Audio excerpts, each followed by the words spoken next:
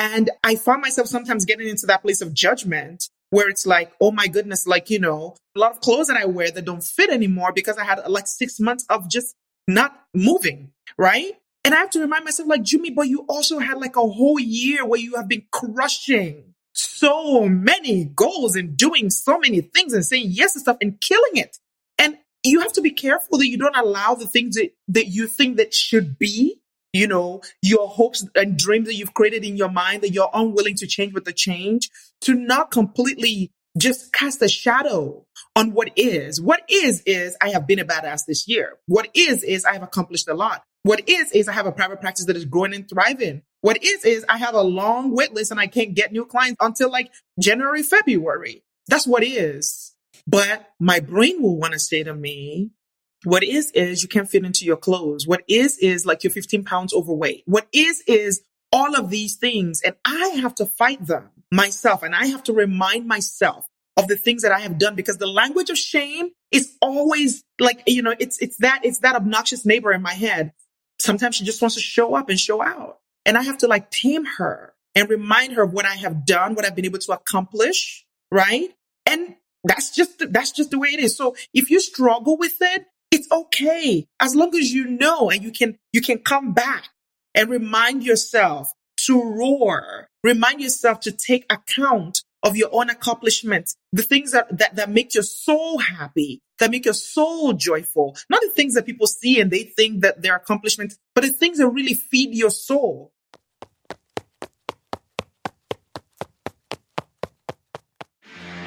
Hi, I'm Coach MK, founder of the Fitness Protection Program. I'm a run coach, not a life coach. We're never really talking about the running. Running is the tool. It's the conduit we use to examine the world we live in, as well as its impact on our own lives and the lives of the people around us. How we react to certain people and to certain stories tells us a lot about how we view ourselves. I'm committed to the thoughtful, intentional exploration of the importance of running so that no one discounts their own badassery, ever. Final note, this podcast is geared towards every runner who won't lose their home, livelihood, or health insurance if they show up to the corral with a hangover. Not that I'm encouraging you to do that, just saying. Sit back, relax, and enjoy the Fitness Protection Podcast.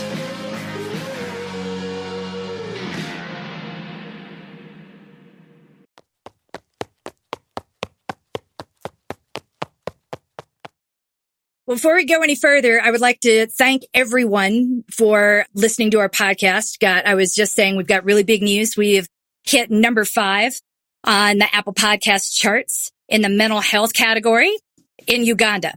I love that you paused. I love that you paused so that we can relate. Praise God. Right? We're confused about that, Jummy. Do you even know anybody from Uganda? I know. You do? Okay, that must be it. I do know people in Uganda. Well, not in. Oh, okay. From. Hopefully they're spreading the word. Hopefully they're telling all their friends back home, like, you should be listening to Fitness Protection. I just kind of love it because I'm getting more traffic from Africa to the websites, to the blogs. I mean, and it's showing up as a significant percentage of the population. I'm getting marketers that are reaching out like, would you like us to help you expand? I'm like, yeah. You're global.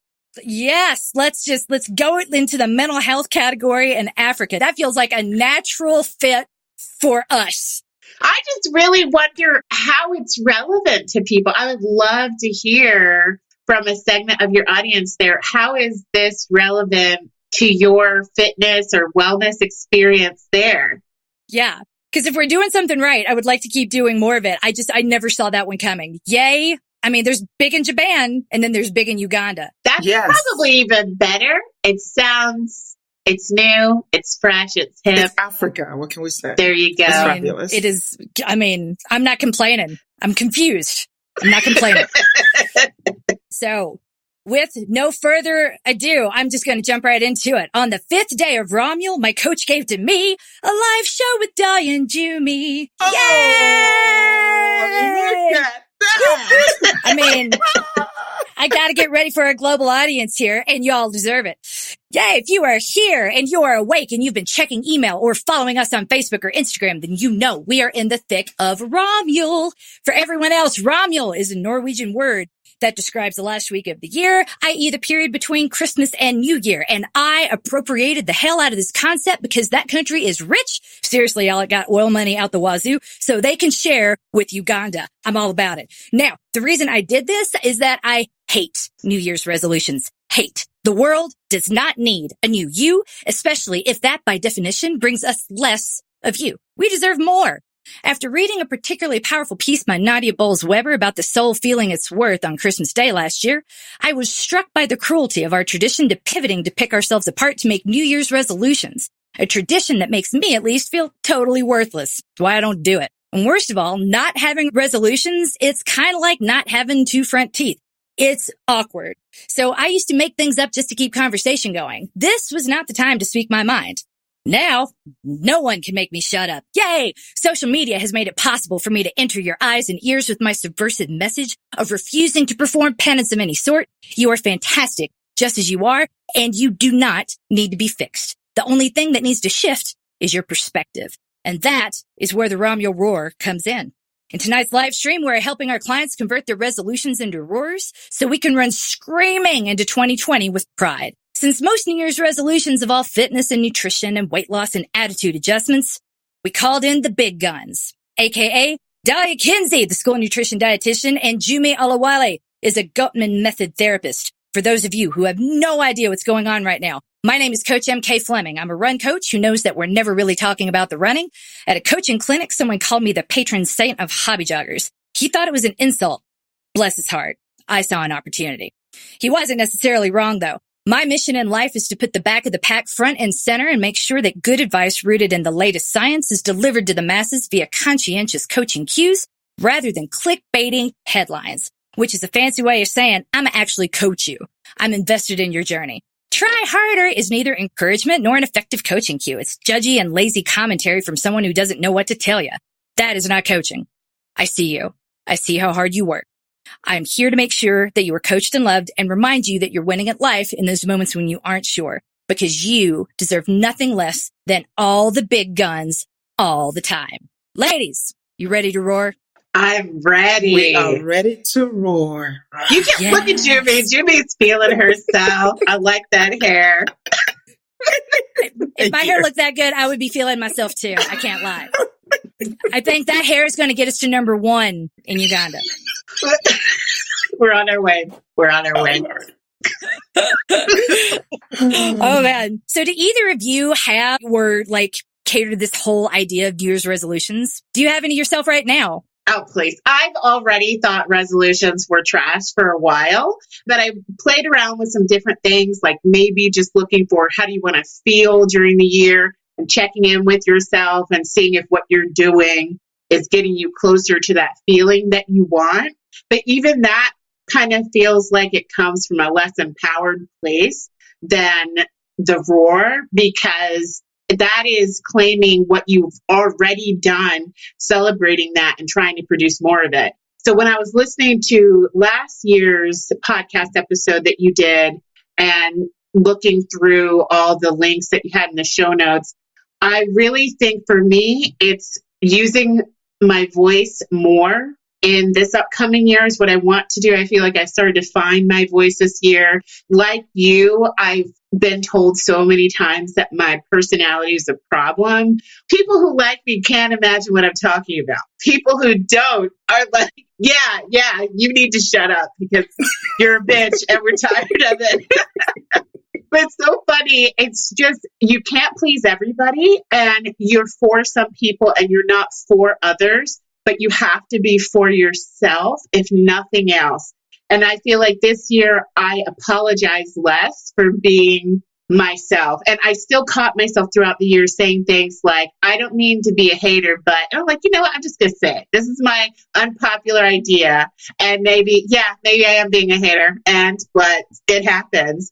I'm going to be less apologetic and celebrate my personality more this year as a continuation of what I did in 2019. If looking at something that causes others to feel shame and saying, hey, that's bollocks, makes you a hater, then I'm here with you. We need shirts. Haters against diet culture. Yes. Yeah, that's what it is. Yes. Let me tell you, I have been a huge fan of resolutions for years, right? So I grew up in England, and resolutions. It's only in the last few years that I changed that word, that I stopped following that word. But I still think that the goal setting that I do for myself is still born out of that idea of a resolution. But for me, I tend to take sort of inventory of the whole year, what I have been able to accomplish, what I have been able to do, and how I can improve upon them in the next year. And then I set out my goals, but I make sure that they're not hard to measure. So the same way that I would help my clients break down their bigger goals into smaller goals, like, okay, these are the things that I want to achieve by this time. These are the things that I want to achieve, or else I'm going to become overwhelmed, right? So, and I also make sure that my goals are something that includes my family, my friends, is not just some business goals or whatever. So, being able to spend more time with my children, making sure that I'm not yelling as much as I did last year because I wasn't sleeping. So that means that, I need to get more sleep, engaging more in my self-care, taking care of my health, while at the same time also paying attention to all the things that I've done that have been really, really successful. And the thing that my husband and I actually do usually come into the end of the year, the last few weeks of the year, we tend to just sit down, both casually and even sometimes as a meeting, just talk about what we've done throughout the year, the things that we've achieved, and just that sense of Thanksgiving and happiness, just celebrate ourselves for our own achievements. And we'll take each other out and we'll go for dinner and we'll have wine. It's so much fun. I love that. My husband and I did that a few years ago. We made I wouldn't say it was a resolution, but we made a commitment to we need date nights. We can afford it now.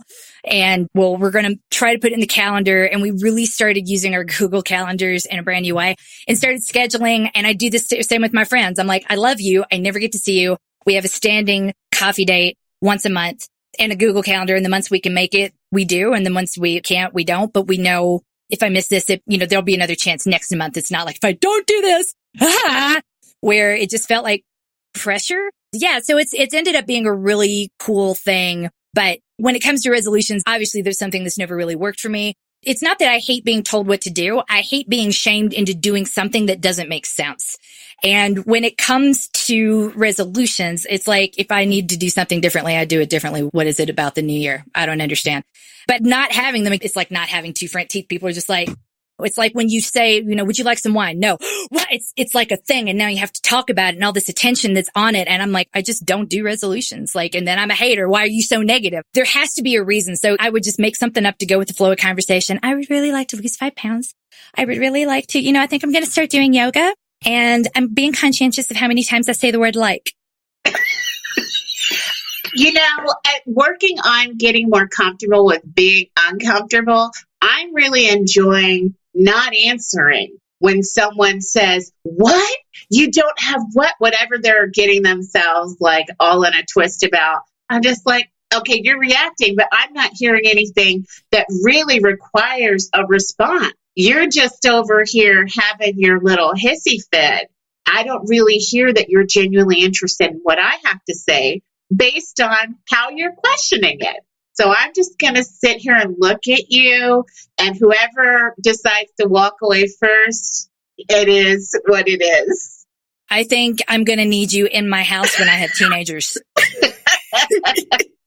Teenagers are literally the reason why I don't have children. I'm like, if they would stay small, I would have them. But teenagers are so scary to me. I was like, no, I can't have them in my house. Oh my gosh. I love it. I love it. Oh my gosh. All right. We've got a lot here to work with. Again, before we go any further, if you're just joining the stream, if you have not seen the previous, or all of the content leading up to this, the general idea of a roar is when we start with resolutions, they're usually coming from a place of shame, something we don't like about ourselves that we would like to fix and do differently. And we make this big list of things and we just go too far in one direction. It's why you can't get a treadmill or into any strength classes at the gym in the month of January. It's because everyone's there trying to do do something and trying to force something instead of really focusing on creating a sustainable fitness habit or a sustainable routine. It's like they're trying to make up for all the time that they did not have this fitness habit, like at the get-go. And there's something really off about that to me. So when I found myself like thinking about resolutions, because I was sorting through a whole lot of feedback in my personal life, being a special needs mom, I had just gone through a large period of advocating for my kid. And if you haven't been in the situation that we were in, and it was a very unique one, it can be hard to wrap your brain around. Like, don't you just think you're worrying about nothing? Like, do you think I would have hired attorneys if this was nothing? Do you understand how money works? Do I really need to explain this to you? No, I don't think they will. So when people start questioning your judgment and you hear this over and over, like, well, maybe people don't want to help you because of the way you ask them. Okay, did you think about that? It's like, yeah, you know what? I'm nice. They just didn't listen. So there comes this point where I start to I could make it like, well, maybe I should be nicer. Maybe I should be softer. Maybe I should. And I'm like, really, is less direct really a straighter route to getting what I paid for? Are you kidding me? So like, it still horrifies me that it took so long to find the tumor that was growing on my ovary. And it's not because I didn't complain. It's not because I didn't ask for help. They just didn't want to look down there. And I get it. Vaginas are scary, but especially mine. I've had 4 kids. At the same time, don't be a doctor. But that aside, like that me not getting the help that I needed was not for lack of asking. And it's not because I asked so directly they didn't want to do their job. Sometimes it's about the situation needing to pivot and ask in a different place that it is about the way you ask right then. The thing that I've gotten a lot of criticism for in the past is like, you're just so quick to leave when things don't work. And I'm like, yeah, you know what? I'm going to do more of that. I'm 40 years old. I don't have 18 more months to beg for attention when I know something is wrong with my body. The second time I come in and you're like, having 4 kids is really hard when I'm telling you, we're done. Like, it's like, I don't even wait for the second strike with the doctor now.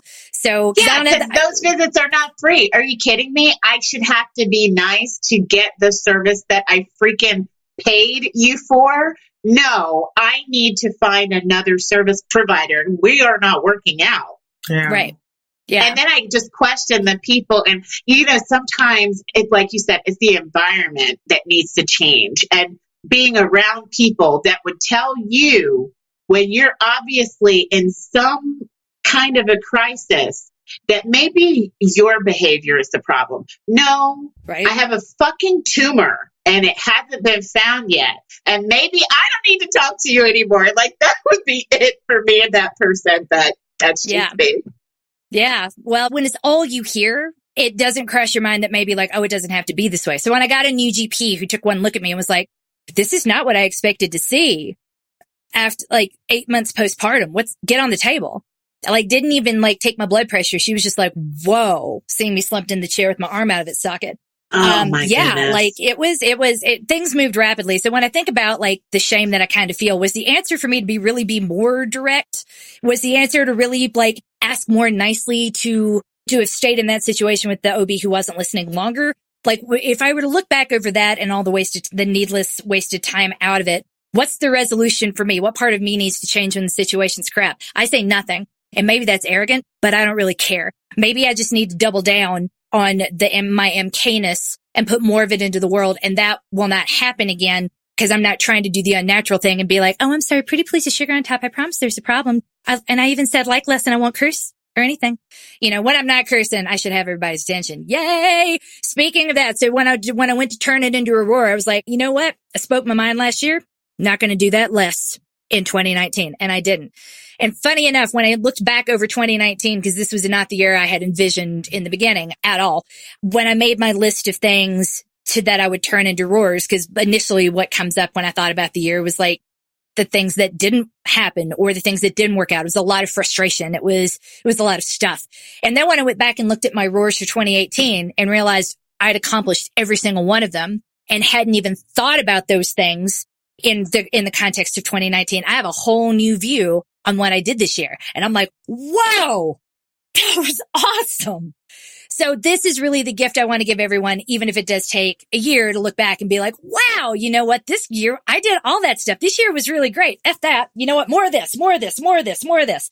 So even if that's too much and you're not ready to look at something that makes you feel a little ashamed and take ownership of what you've been doing, cool. You know what? We're still going to find things to celebrate. We're going to celebrate the work you did. We're going to acknowledge the obstacles that were in front of you. We're going to acknowledge the obstacles that are still there. Diet culture ain't going nowhere. For example, I mean, we will eradicate it, but it's not going to happen overnight. And we're going to celebrate the fact that you have been doing all of this stuff in spite of everything in society being against you, especially the messaging right now about lose weight, feel great, 30-day challenge, detox. I apologize if the word detox like makes you want to rip your hair out because you're like, that is not what detox is. You don't detox from sugar because of your personal experiences. I hear you and I see you too, and I think it's equally trash. Yay. You ready to jump in, Jummy? Let's go. The first one is for you. Oh, dear. Yeah. Last year had a lot of ups and downs. To be honest, it was a lot of downs. Marriage stuff, work stuff, kid stuff, parent stuff, everything really. I'm taking the time now every day to take care of myself just to get by. Next year, I hope that the roller coaster of life levels out a bit. But in case it doesn't, any help with the roar to help me be kinder to myself all the time, not just when life really sucks. Wow. Let's start with a breath. That's why I start. Let's start with a breath. You're doing the best you can. I love the idea of like, you know what? This is where I am. This year, what have you accomplished? You have stuck in there. You have gone through family stuff, marriage stuff, because we all know that that is not easy. And it counts. It counts that you have stuck in there. It counts that you are a resilient person. It counts that you show up every day doing the best that you can. So what I would say to you in terms of roar is I want you to look at what you have done. Look at what you have accomplished in your family. Look at your patience. Look at your resilience. Look at what has grown in you. Look at the person that you have become. Because without all of these struggles, I mean, sometimes we just don't know who we are or what kind of thing that are in us, the strength that we have, the power that we have is difficult for us to discover our voice. So maybe there's a new voice in you that has been developing this whole 2019. And I would like you to look at that rather than just look at the fact that it's been a struggle. Because yes, it has been a struggle. Yes, it is not easy to be able to manage all of those things. With that said, you are standing. And I think that that matters. And I think that that counts. And I think that you should remember that you are kicking ass and that you are still standing. And that's what you have earned for yourself in 2019. And as you move into 2020, remember to play on those strengths rather than on the things that are not because you want them to be a certain way, right? Because a lot of times we tend to focus on what we want versus what is. Okay, so I want you to stay where it is right now. Sometimes the only thing you can say is it is what it is. And if you're able to, stay in that space of acceptance, it is much easier then to move forward rather than fight it and resist it and go with the flow. So take what you have learned, take your resilience, take your new voice and float into 2020. That was gorgeous. The only thing I would kind of add to that too is if you were to think about if you're at the zoo, I haven't been to the zoo in a while because there's only so much poop I can handle and it's all in my house. But every once in a while when I go to, I love you more. So babe. real. So much more. The last time I went to the zoo, the elephant took one look at me and pooped, which I guess is a natural reaction. And I remember watching, evidently this poop was an unexpected poop and 3 different, employees kind of came at the poop at the same time and they all had different size shovels and it was really funny to watch. And I've never forgotten that because I'm watching this guy with basically a teaspoon kind of trying to get out whatever was at the bottom of the poop pile that this elephant had actually pooped on something important. And I think about that in those moments. It's like everyone's working together. Yeah, but you got a teaspoon and they actually have a shovel. Acknowledge the work that you're doing. It's not always equal and it's not always the same in the obstacles that we face. Give yourself credit. And there's a great song by Elaine Strick. If you guys, I don't know, Broadway, I'm Still Here. It's fantastic. It is a roar of a song. And if I were you, I would make that your song. Acknowledge the struggles. You know what? You struggled all year long. You are still here. There's something to be said for that. Yes. That would be my roar. I'm still here. I'm still here. I'm still standing. Yes. Yes. My efforts count. My efforts do. We give A's for effort everywhere. Yes. So, Dalia, I'm trying so hard to ditch diet culture, but as you know, it's hard. It's everywhere. I know I need a better relationship with food. I know the messages I receive are problematic. I know that my instincts are bad. But as Coach MK says, love yourself is an instruction or a helpful coaching cue. I don't know if there's a roar in here, but I'm trying, just not sure what I'm trying to do or how to take credit for something when I don't know what success looks like and can't quite define the problem.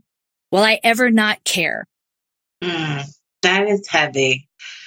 Honestly, none of these are light. Right. Ladies. Yeah.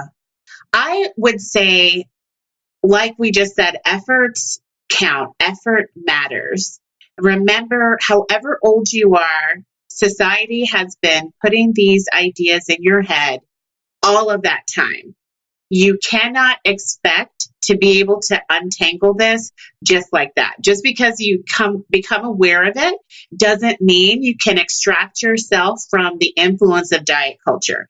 It's all around you. Your loved ones are under the influence of it. Your coworkers are. Maybe at this point, even your children are. You have to understand that the amount of time you spend with people who are anti-diet culture is so small in relation to the time that you spend immersed in it. It only makes sense that you still feel this tension, this struggle, because it's real and it's there.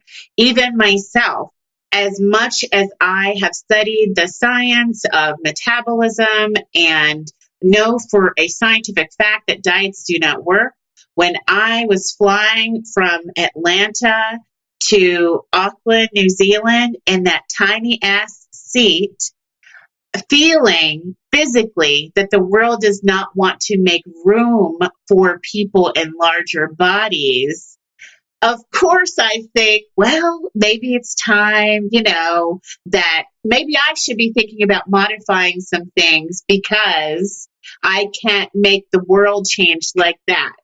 But then luckily, because I know for a fact any effort I make would probably be met with fierce resistance from my body, I didn't go down that road. But that's because I deal with this almost 24 hours a day at work, telling people diet culture is not a thing. Any normal person is going to constantly be battling bad information. So I'd say give up on the idea of being completely free of it and celebrate the fact that you are aware of it. Celebrate the fact that you can see the problem. And when the media is trying to hurt you, when your friends and family are unintentionally hurting you, you can say, I see you, and you can work on putting up boundaries. But in your message, there's a lot of shoulds and a lot of pressure on yourself. And I think we all deal with enough of that. And you just have to give yourself a break. Celebrate the fact that you are aware. And you don't have to be beyond the problem because we're all inundated in it. You can't be beyond it when we're in it, Absolutely. But the good news is you can't unsee it. Recently, I've used the word abuse so frequently that I've gotten a little pushback for it. Like, isn't that a bit much? I'm like, nope. Abuse is abuse. Bad behavior is bad behavior. And once you have identified behavior that looks a little controlling or abusive, you will realize how prevalent it is, which is not to say like you just see it everywhere. Like, cause what is it? When you have a hammer, everything's a nail. But rather it's like, well, once you're aware of it, you see how prevalent it is. And this is what we talk about when we talk about diet culture and we talk about other types of culture that are, less pleasant. So give yourself credit for seeing it. Understand that now that you've seen it, you can't unsee it. So whatever goal it is you have for yourself to make independent choices free from diet culture, it's okay to want to lose weight. If you want to lose weight, it might not necessarily be because some magazine told you to. That can be an independent choice that you make, but it's making it because it's something you truly desire rather than it's something that the world has not accommodated in a specific time or place that caused you to feel shame. Knowing the difference is a big deal. And that, again, that's not going to happen overnight either, because most of us were raised to give the right answer instead of the true answer. And we are so used to doing that. When we talk about diet culture, it's hard. Well, is it the wrong answer to still want to lose weight? Does that mean that I'm a product of yeah, of course it does. But who you are is still in here. And once you kind of put all the crap aside, it's going to come out. So I would be, if I was going to put that into a very pithy type of roar, it would be I'm going to keep looking. I'm going to keep looking. I saw something awful. I recognize its impact on me. That's hard. As I got a therapist here to back you up, that is hard when to see something that had been present like your whole life, and a dietitian too. Like, this is what we do. All of us having this conversation today is we unwind these messages. And what you need to give yourself credit for is, like, the work has not really begun yet. The hard stuff's coming, but you're on a path to be exactly where you want to be. And when that day comes that you stop caring, you'll know freedom. There you go. Wow. And yes, I love keep looking. And then you will have the option of saying, I don't want to see this anymore. If it's someone you're subscribed to on Instagram and you see a problem and you don't want to see it anymore, get rid of it. If it's something you're watching, if it's something you're reading, get rid of it. Just keep looking. Absolutely. Even when you're watching everyone's favorite show, This Is Us, and you're like, Toby, that was a little, ooh, that was wrong, Toby. And you're the person in the room like, how can you dislike Toby? I'm like, because he just did something garbage. That show's so sentimental. I have not seen more than about 10 minutes of it. I've never seen it. Yeah, I don't. I've never seen it. I feel it. Sometimes self-care is opting out of these things. So, Yes. Yes. Can I just say one more thing? I think, of course, we should, if we ever have the opportunity, we should pick kindness over shame. Kindness over shame, right? So knowing the information is huge, right? So you, like you said earlier, Coach MK, that once you know, you cannot unknow anymore, right? And just because we know things does not mean that we change things. And doesn't mean that even the changes come right away. The changes could be incremental, but all of them matter. So you are going to be more in a position to have positive changes, to move in the direction that you want to move, in that space of kindness and acceptance, rather than the space of shame. Because shame I've never seen shame just make somebody go, wow, I'm inspired. It doesn't inspire. Shame just keeps us in darkness. Shame keeps us in a corner and talks to us and seduces us. But kindness just put light on everything. And it's like, okay, I can accept that it is what it is right now. And that's the language that kindness speaks, is the language of acceptance. And you know what? Sometimes the hardest thing to do in the world is be kind. Somehow, like, kindness is seen as weak. And I'll never completely understand that, because in the moments when I'm just like, thank you, and I'm not cursing, and those moments happen when I'm just sort of like, bless your heart, and move through it. Like, those are some of the hardest to be in. So give yourself credit for being kind. That isn't a position of weakness. It's operating from an incredible position, not to celebrate restraint specifically all the time, but in those moments, that's work. That's emotional labor. Give yourself credit for all of that emotional labor. And when the day comes you don't want to do it, come sit by me. Oh, the faces you make.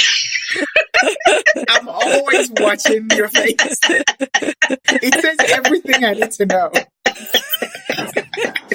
Well, I figured this could all get so heavy so quickly that, like, yes, I'm going to have to talk about us hitting number 5 in the mental health charts in Uganda. I'm here. I am literally saving the world. You've got to, if you got to laugh. Anybody's watching now from Uganda, we need for you to let us know in the chats. We love you. We appreciate your support. Yes. We just want to know, what's the appeal? Yes, would like to know. Thank you. Absolutely. Like, when the Running Life podcast is on the mental health charts in a country I haven't visited, I'm kind of like, it just takes my mind like, am I the solution? Are we the solution? Yes. I kind of love that. That means we have to go there at some point. Yes, a live podcast in Uganda. Trip to Uganda. Oh. Well, the last time we were on a podcast, Jimmy did say that the only way to have a really calm, controlled Christmas is for us to move to Nigeria. So that's true. That's true. Yes. Uganda, it would be the natural next step, 100%. Yes, I'm with you. I got you. Oh my gosh. All right. So here's one for me. I've tried to run 1,000 miles in a year for 5 years now, and I haven't done it. Every year has had different things come up that have kept me from running. But I've grown stronger, and I'm running more often than I thought that I could. Rather than a number-based goal, which I know you don't like. What can I focus on?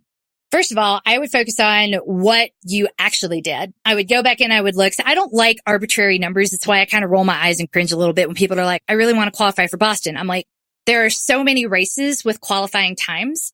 why this one? And now it's no disrespect to Boston, but it is a moving target and it's getting harder and more competitive every single year.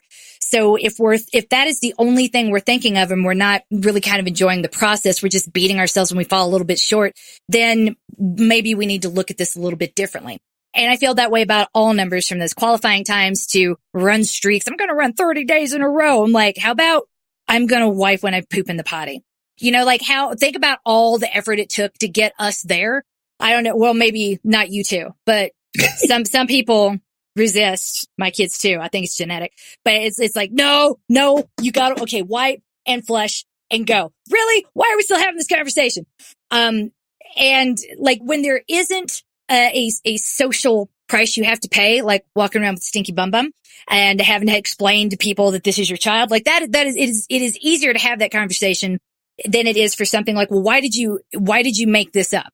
Right. My kid has to start doing this thing. I don't have to like it, but we got to participate in society, and you need to not, have poop in your bottom every time you walk into a room. But when it comes to 1,000 miles in a year, where did that come from? It's a nice number. Don't get me wrong, but that's 100 miles a month. And that really isn't that different than what I was talking about at the beginning of the stream and the podcast, of showing up and saying, I'm going to go to the gym every single day for 30 days. And after that, I'll have a habit. And I'm like, that's kind of not how it works. That's overcorrecting, and overcorrections don't regress to the mean, to use some statistic figures like regression to the mean. It happens on the whole, not because you can force an overcorrection. So number-based goals, this is why I don't like them in general. They don't lead to an outcome. Like, I don't have to worry about my kid because she's finally mastered this one basic bathroom habit that everyone else is expected to have. The only expectation here in fitness protection, and really in life, is that you are living your best life and in your truest self. For me, I love my run. I did like an hour and 30 minutes earlier today because I could, because I wanted to, because it felt good. I didn't really want to come home because my mom and her sister are here and they fed my kids so much sugar. Wouldn't say I'm avoiding them. I'm definitely avoiding a sugar crash, and I can hear it coming. And if this podcast goes for 3 hours tonight, you're screaming downstairs, I'm probably stalling. I'm not going to lie to you. So if you are not excited about this thing that you're doing, there's not something wrong with you. I would just say, ask why. The roar would be, I like running. I did running this year and it felt good. I'm going to do more of that in 2020. That's it. It's not, I'm going to do more, therefore I must have a number on it and it must be achievable. Like, I really hate that whole SMART acronym. I forget what it stands for. Sustainable, measurable, artful, realistic, and I mean, it's so stupid. I'm like, how about think? Thoughtful, heartfelt, intelligent, necessary, and kind. Most number-based goals are none of that. They're not thought out. They're not heartfelt. They didn't come from here. They're not necessary. They're not that intelligent, and they certainly aren't kind. So get rid of the SMART metric and look at the think metric first and say, what am I really asking myself to do? Do I enjoy it? Is this really going to get me? Now, granted, some things in life, like wiping your booty, no one cares if you like it. It's just got to be done. Running 1,000 miles in a year is not in that same category. So if your goal cannot exist without a number attached to it, your goal is bollocks, and it's probably not, doesn't meet the think standard. So let's just simplify. I like running. I'm going to do more of that in 2020. I'm going to make space for it in 2020. And if not, let's look at what I am doing, and maybe what I need to do is more of that. Running's low hanging fruit on the fitness tree, but that does not necessarily mean everybody has to love it the way that I do. Not everybody has as much going on in their house between the stink and the sugar that I do. Uganda sounds great this time of year.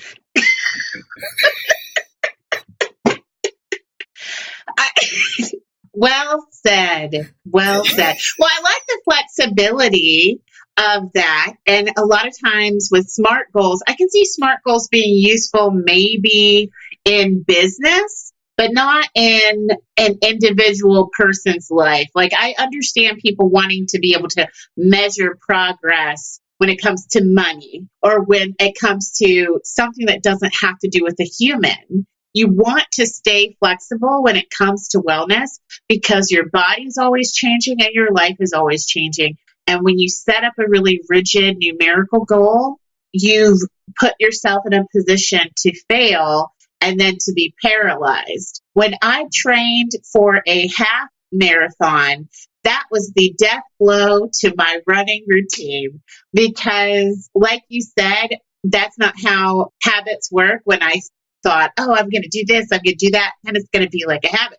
No, I had this concrete destination in mind. Everything was smart. Everything was measurable and time sensitive. And then when I hit the goal, I was just like, I felt like I'd been hit by a truck because I was not coached and loved. And not winning at life. Right. I'm not winning at life. Yeah, I felt like a winner when I think I was on like mile 9 when I realized that other people were finishing and they looked like they had just gotten out there. The finishers, they look great as they cross the line. They have been coached well. They know what they're doing. And then I realized that's a bold assumption, and I take no. Oh, so they don't. Mm-hmm. Well, they certainly didn't look like I looked by mile 10.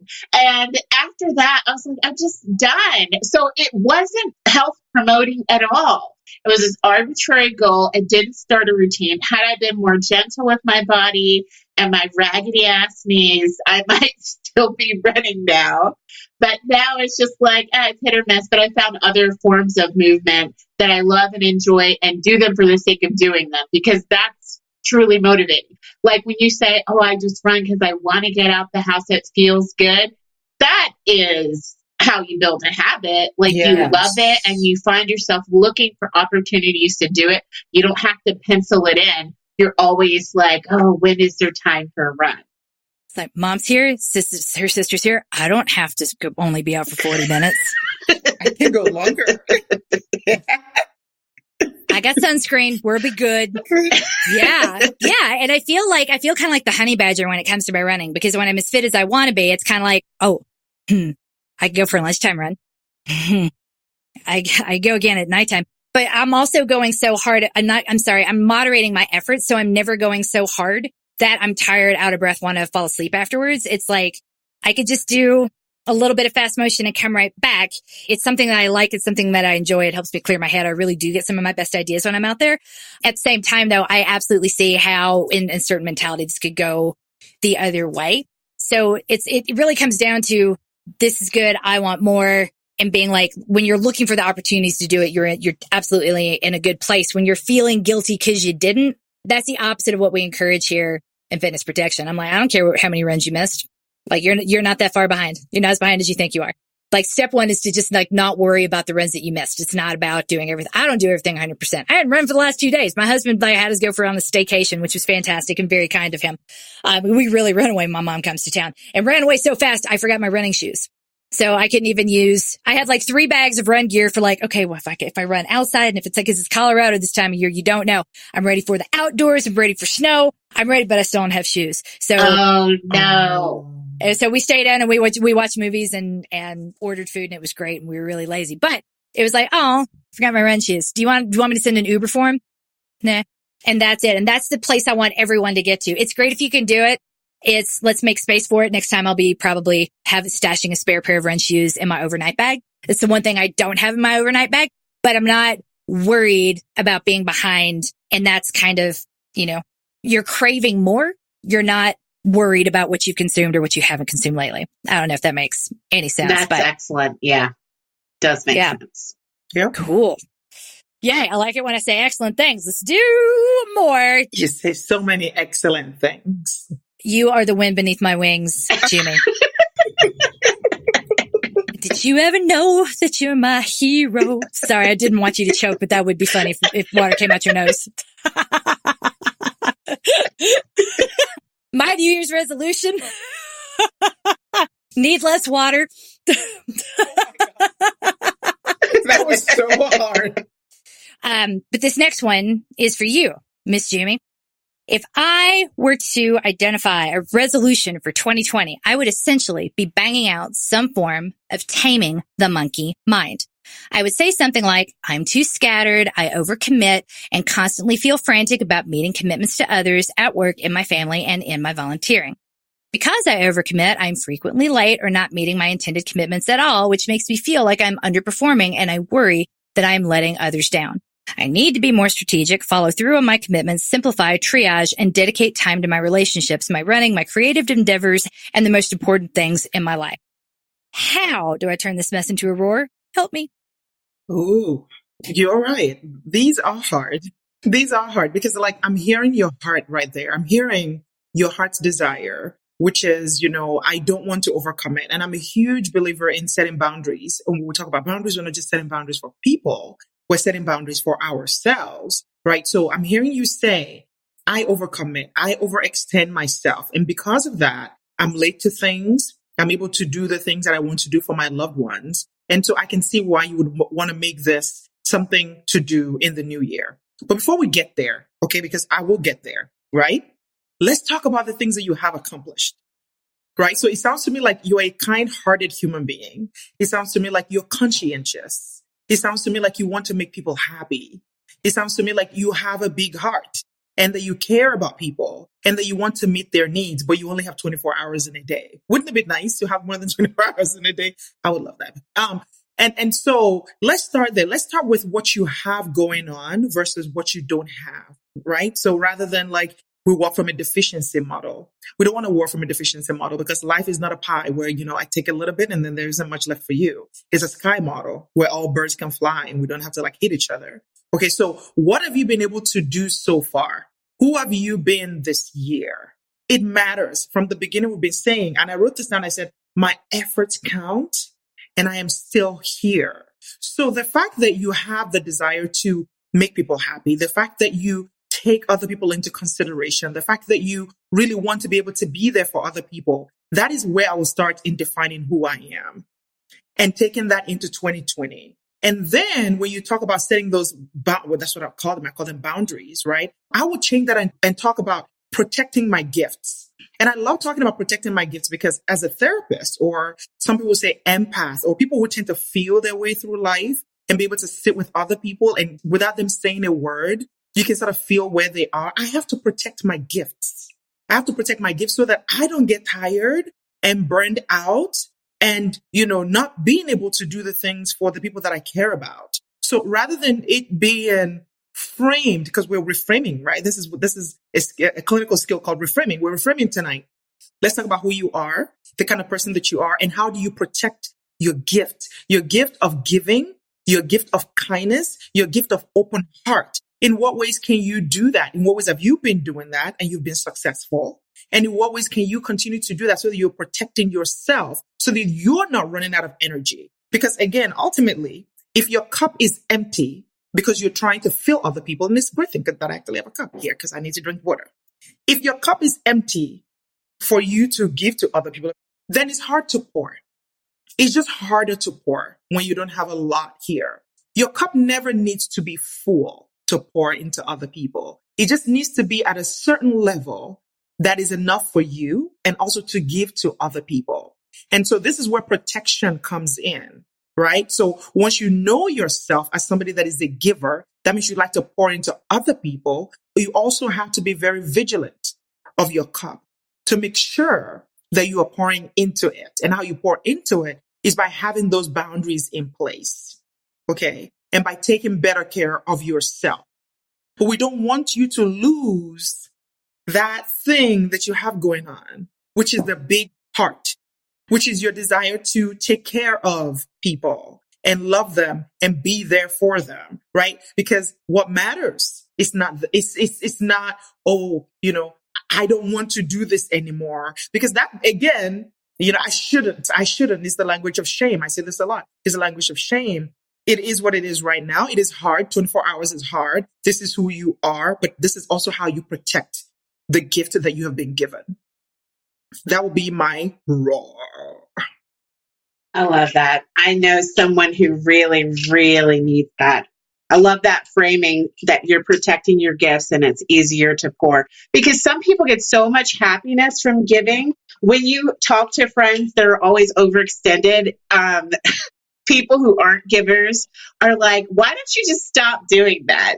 But it's giving them joy, and that's what they're meant to do. So I really like that explanation. Like, your cup doesn't have to be full, but it has to be at a certain level. Oh my gosh, yeah. Because I always have to wonder with the givers, because I'm definitely one too. For me, it's absolutely identifying when my giving comes from a place of, I have a little extra, yes, I can, it's no big deal, versus the feelings of, I'm not enough, therefore I should. And that was a battle for years and years and years. I've been in therapy for 20 years and I love it. But I would say easily the first 5 years was I had to get through those feelings of trying to prove something that I'm not enough. And I'm glad I went through that, because now that we're in this age of optimization and productivity, this idea that you could and should be doing more, it's enough to really kind of grind a person down where it's like, you are not looking at how much I'm actually doing. And I hope you hit that wall and have that moment, because then you might see how much you're actually doing and start claiming things back. Because that's where, I mean, when I hit the wall and came up with my first set of Romjul roars, I was like, bah! That is looking at this incorrectly, because remember that, like, I am the coach that I need to. This is very much a persona that I have got that goes battled with my ego. That'll be like, oh, everyone's going to laugh at you. You're fantastic. Shut up. So I am the person who needs therapy, because I have sock puppets playing in my head most of the time. But you know what? As long as I win, really, who cares? But the pressure to be productive is a big one. My husband, and I'll end on this. My husband and I think, I can't remember the phrase. It was something that Adam Grant, the professor at Wharton, wrote about a couple years ago. But how there are some people who are blockers. They think in terms of time blocks versus stackers who like forget that you might need to use the bathroom. So they have like everything stacked in like 30-minute increments throughout the day with like, oh, but you have 2 meetings on the other side of town and you didn't build in travel time. You just saw a free spot and filled it. That compulsive need to fill every hole. I am absolutely a blocker, and it is very rare that I get behind on the day, because I have like the morning thing, the after lunch thing, the evening thing. People loved in previous roles that I've had to be like, this is proof that you're so lazy. You only expect to accomplish one thing this morning. I'm like, no, I don't expect it to take a full 3 hours, but I know that if I schedule more, I'm going to be late. And that I don't like. So call me lazy all you want, as long as my work getting done what you care. And I do not miss the corporate world, guys, at all. Yes. I don't know if it shows. But my husband is a super busy executive, and he has to stack, unfortunately, but he is a consultant. So he literally sits in one seat for 16 hours some days, having all those meetings and calls one after the other. So I tell you that to tell you this: if you don't have the support network that my husband has, the ability to sit in one place for 16 hours and do nothing but work, because he's got people bringing him lunch, he's got interns running around, he's got a team helping him out, he's got a secretary, he's got me, he's got all there. It takes a lot for him to be able to live the stacked Google Calendar life. And if you aren't him, why in the world are you trying to schedule yourself like that? Do things you really want to do. And if there's something that you think like you're saying yes to, just ask yourself why. Why am I saying yes to this? Do I truly want to say yes? Do I truly have the bandwidth? Am I afraid of saying no? I would kind of start with that why and then roar, I'm plenty. Yeah.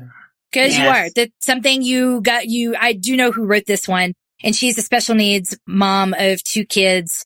She does a lot and really doesn't give herself enough credit for all that she does. Take that credit, please. Take that credit, because it counts. It does. It counts. And when you got a teaspoon, everybody else got a shovel. Right. It's not the same job. Apples and oranges, yes. Apples and oranges and poop and Dalia. That's the second time. I'm starting to hear a pattern here. Do you like that segue? Yay! I want to lose weight this year. I've gained this year, although I'm not sure how much, because I'm afraid to step on the scale. It's starting to affect my ability to do some things, and I'm just tired and feel sluggish. And just between us, it's affecting my relationships. In the past, I have set weight loss goals complete with rewards for getting to certain numbers. While that works initially, I ultimately get frustrated and the wheels fall off. I finally decided to stop punishing myself and will be spending New Year's Eve working on the medal hanger I've wanted to make for myself for years, but hadn't, because I hadn't hit that magical number. I've worked extremely hard for those medals and deserve to display them regardless of the number on the scale. Damn right you do. I want to spend 2020 nourishing my body with veggies and fruit and protein and healthy fats. I know that if I do that, the weight will drop off. I will have more energy and will just feel better all around. I've done it before. I want to commit myself to meal planning, cooking delicious, healthy meals at home, and maintaining. If I can do that, I think the weight loss will come. Please help me translate this into a roar. I want to start 2020 strong and abandon resolutions. Okay, so there's a lot there. First of all, yay for you acknowledging that you deserve the medal hanger. Like, your accomplishments and your weight have nothing to do with each other, but you assumed responsibility for the previous diet's failing when you said the wheels just fall off, or I can't remember exactly, but basically diets don't work because your body does not want for the diet to work. You did not fail. You experienced a natural response to restriction. And this is why the diet industry does so well, money-wise, because it has all these repeat customers, because the process of dieting sets you up to need dieting in the future. The more you diet, the more weight you cycle. So I would say you mentioned something important. You are starting to have trouble physically doing the things you want to do because of the weight gain. Let's consider the possibility that it isn't the weight gain, that there could be other things going on that you could do to get back to where you could do those things that you enjoy. Sometimes when you gain weight, you may start having muscle weakness in some areas that were not an issue before, or you may just need more strength to support a larger body to be able to do all the things you want to do. So I would say look at things that you can do to build strength, or look at the specific things that you're not able to do and look at it without considering your weight. Is there anything you could do to get that activity back? Probably there is. Consider implementing those. And then when you talk about all these great plans you have for how you want to eat in the new year, that all sounds nutritious. That all sounds perfectly fine. But when you frame it with weight loss as the desired outcome, you approach it in a restrictive way, which will be counterproductive. The best thing you could do for yourself this year is to continue to separate your self-worth from your weight and continue to separate the scale from your fitness picture. I love that you haven't got on the scale. I don't love that you didn't get on it because you were afraid to get on it, but please don't get on it. Just don't. Because so much goes into what you weigh, from how much water you're retaining to just a myriad of things that have nothing to do with whether or not you're actually gaining body fat. Don't use that as a measure of progress. Think about eating until you're satisfied. If you love to cook, awesome, because you said you see yourself, making delicious meals. If you could frame that as a way to celebrate yourself, take care of yourself, and nourish yourself, and accept yourself, then yes, do it. But if you don't already love cooking, don't even pretend you have time to do that, right? Yeah.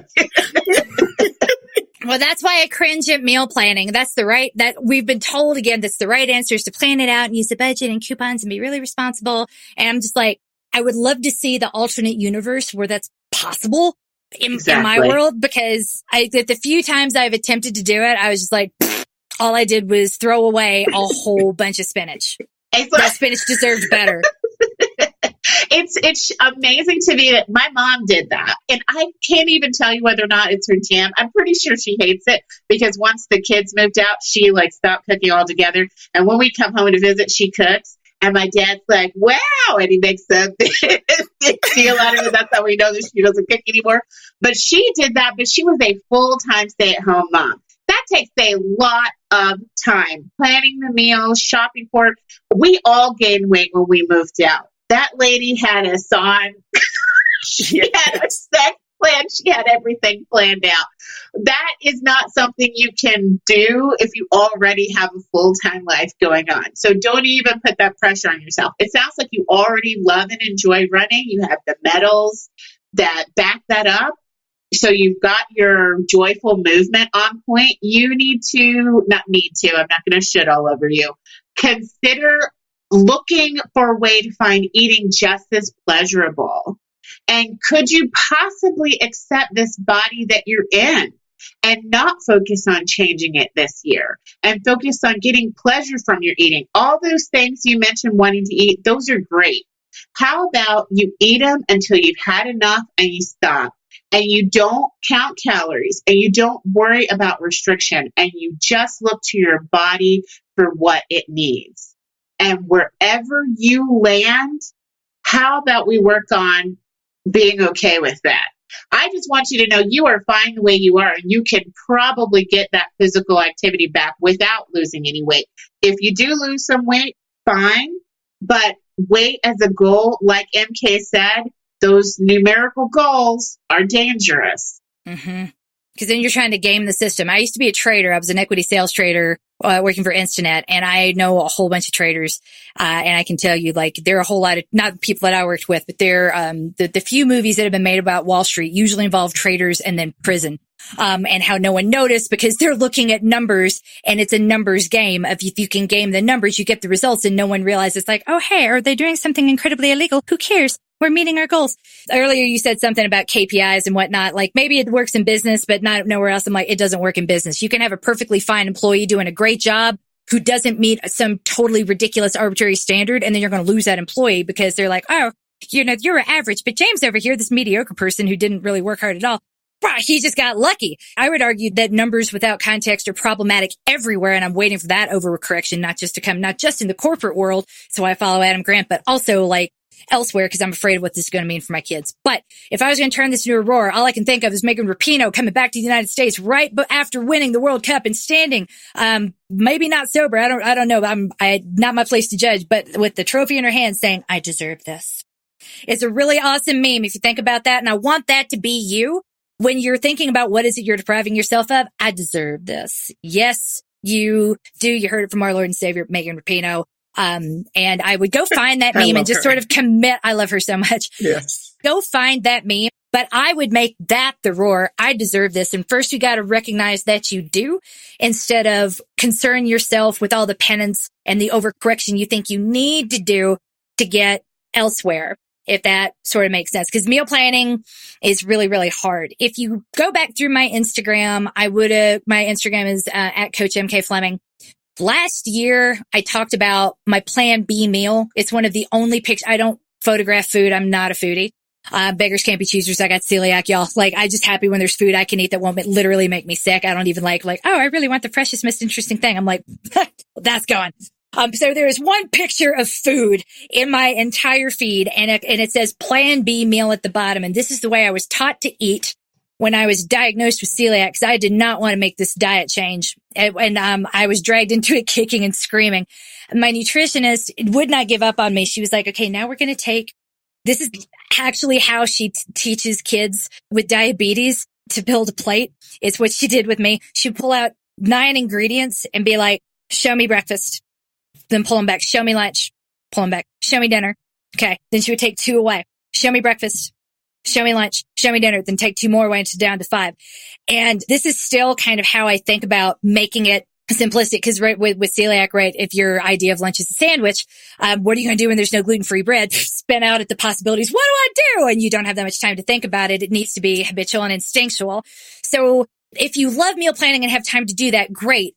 If you don't, go look at my Plan B meal plan, which is, I do not like meal planning. I'm scared to cook because I got 4 little kids and they're in a distance. I'm terrified of dropping or spilling something hot from the stove over my kids, because they like to be on me most of the time, and that's just easier to microwave things. It's safer for everyone. You can tell me microwaves are dangerous until there's a vat of hot oil standing between me and the sink and 3 of my children. It's more like it feels like a video game. So I digress. Or with my ADHD, I might turn a stove on and forget to turn it off because I'm distracted by all the little things running around the house. So look at the reason why you're not doing that already. Give yourself credit for that. And rather than trying to force a habit that isn't natural, have some Plan B meals ready to go so that at least you know when you are eating that you have a good, sensible, easy to pull together type of meal. Because if the reason you gained weight is because you're eating out a lot, nothing wrong with that. Eat out all you want. But if you're eating out because you haven't had time to do this elaborate meal planning for healthy meals, acknowledge that. Have like 2 or 3 Plan B meals. It's to make sure that you eat from a place of empowerment rather than, oh, I did this again, but it's the only option I have, and you're doing it from a place of shame. Food really shouldn't be a source of shame. But we've been taught that the right answer is to make like these big elaborate meals in a meal plan. And the true answer is we don't do it because we don't have time. Right. I have other things. It is 45 minutes start to finish to make a simple meal from the time like you've started to heat up the pan and get things going and clear the smoke out of the kitchen. Cause like somehow there's always smoke in Colorado in my kitchen. I don't know why. Maybe it's me. Maybe it's not. I don't really care. Then the fire department shows up and I'm like, no, everything's fine. It was just me again. I got excited. I really shouldn't have done that. Microwave works. It can take like 2 hours before you're actually eating. And I know I'm not kidding. This happens a lot. We have new smoke detectors and they're a wonderful, wonderful thing. But clearly the reasons that we don't cook go deeper than the fact that I set off the smoke detectors every time I do. You know, it's so bad. I used to take the batteries out before I started cooking. That's not a good sign. But I was like, you know what? It's 3 strikes, you're out. 3 strikes and you get a ticket. Like if they keep getting a call and it's not an emergency, they're like, okay, all right. Yeah, we're sending you a ticket. So I had to take the batteries out. Yeah. Yeah. I'm all about acknowledging the why. Like everyone's an adult. If this is something that you loved, you wouldn't have to be a resolution to do it. You'd already be doing. So let's look at kind of like, I've gained some weight, and rather than feeling shame about that and like promising to overcorrect, let's be like, hey, you know what? I'm ordering out a lot. Or, hey, you know what? I've been like, kind of celebrate that. Like I've been really busy at work. And I've been kicking booty at work and I've been eating late at night. You know, there's a reason. Look at the reason, celebrate the reason, pull the badassery out of it, and then remind yourself, I deserve this. And to make my plan B meals honestly take about 5 minutes or less to make. I throw them together and I rarely throw anything away. And I threw a lot of stuff away the year that I attempted to commit to cooking delicious, healthy meals that we would all consume around a table together. As opposed to like putting on the feeding troughs and waiting for the fire department to show up. Well, now for simplicity, I do a lot of those like dump meals that you just put into the slow cooker. I love my crock pot. I know not everybody likes them. I think maybe I heard you say you don't like leaving stuff plugged in and then leaving the house because of your history with the house fire. I had never thought about that till you said it, but it's a lot less likely to happen now. Yeah. Well, honestly, I'm afraid of pressure cookers because of like seeing the old ones used to explode. But the new ones, I know they don't, but I have one and I won't use it. I'm still scared of it. But with that, you just dedicate a small amount of time. And what I like about soups is it gives yourself some time to sense that you're satisfied or sense that you're full. Other countries that give us a hard time for being so fat as Americans, they mostly eat in courses. And here we have the courses, but we eat them all at once because we don't have any time. So if you could just have your salad first or have your soup first, just space them out so you can try and eat for 20 minutes. And don't think of that as an obligation. It is a time for you to enjoy the sensual experience of eating. It should give you pleasure. Dedicate that 20 minutes to pleasure and you. And don't worry about the weight, because remember that it's normal for the body to change over a lifetime. And this is another thing where society makes no room for us. You'll find even when you go shopping that no one makes clothes for an aging female body. The assumption is that all bodies are young bodies and the rest of everybody else, like, forget y'all, whatever, just your clothes aren't going to fit. The way that fat tends to move on an older body, if you really look at it, nobody makes clothes for that. So you may feel like your body is wrong. Like, I don't know if you are in an aging body. Well, we all are, but you know what I mean. But you may think your body is wrong because suddenly things don't fit when maybe you didn't gain any weight. Maybe it's migrating. Maybe it's moving. Your fat serves a purpose in your body. And sometimes your body is doing things that it needs to do for optimized functioning. And the mall makes you think your body's doing something wrong and it's fine. Or that you're doing something wrong. It's like it's not a moral failure. You're not necessarily being bad or doing something wrong, but this is what, bodies do. Absolutely. I don't think gluttony or sloth I'm not sure where in the Bible that is, but I know it's a deadly sin. I didn't grow up in a religion that talks about those. So I'm really still, and I went to Georgetown. I should know, but I really don't remember what those are. All I know is that like Jesus didn't go around being like, you too fat, you will not go into heaven. But we still have this sort of puritanical view about it. Like, oh, if you're fat, it's because you are lazy and you don't take care of yourself. And there's something very puritanical about it that weirds me out, but we absolutely still cling to it. So fat is not a moral failure. Ain't nothing wrong with you. If you want to make dinner, make dinner. If you aren't doing it now, look at that Plan B meal. Yeah. Plan B meals are pretty good. And if that's not why, and you're like, actually, I just really like eating and we've been doing more of that, then great. Why would you want to do less of that? Who cares about the weight? Buy better clothes. Don't wait until you've lost the weight. I hate, because this is another thing too. People are like, oh, I will buy clothes that fit when I deserve them. Like, I deserve this now. I deserve this, period. And you know, so nothing makes me feel better than big pants. And you know what? That is a good point. Some people will wear the tight clothes almost as a way to subconsciously punish themselves.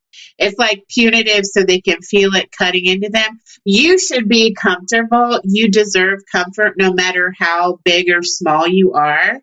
And you will not feel nearly as fat once you get into the size that fits you. Like, that is a guarantee. That's an immediate way to feel better about yourself, is go get yourself some pants that fit. And let me tell you what they've done with stretch pants in the last decade. It's amazing. I don't wear jeans. I don't have anything that buttons or zips. I slide it on and I go, and I got some onesies now too. And it's amazing. The things, stretch pants feel so good. It's so good. I'm never going back.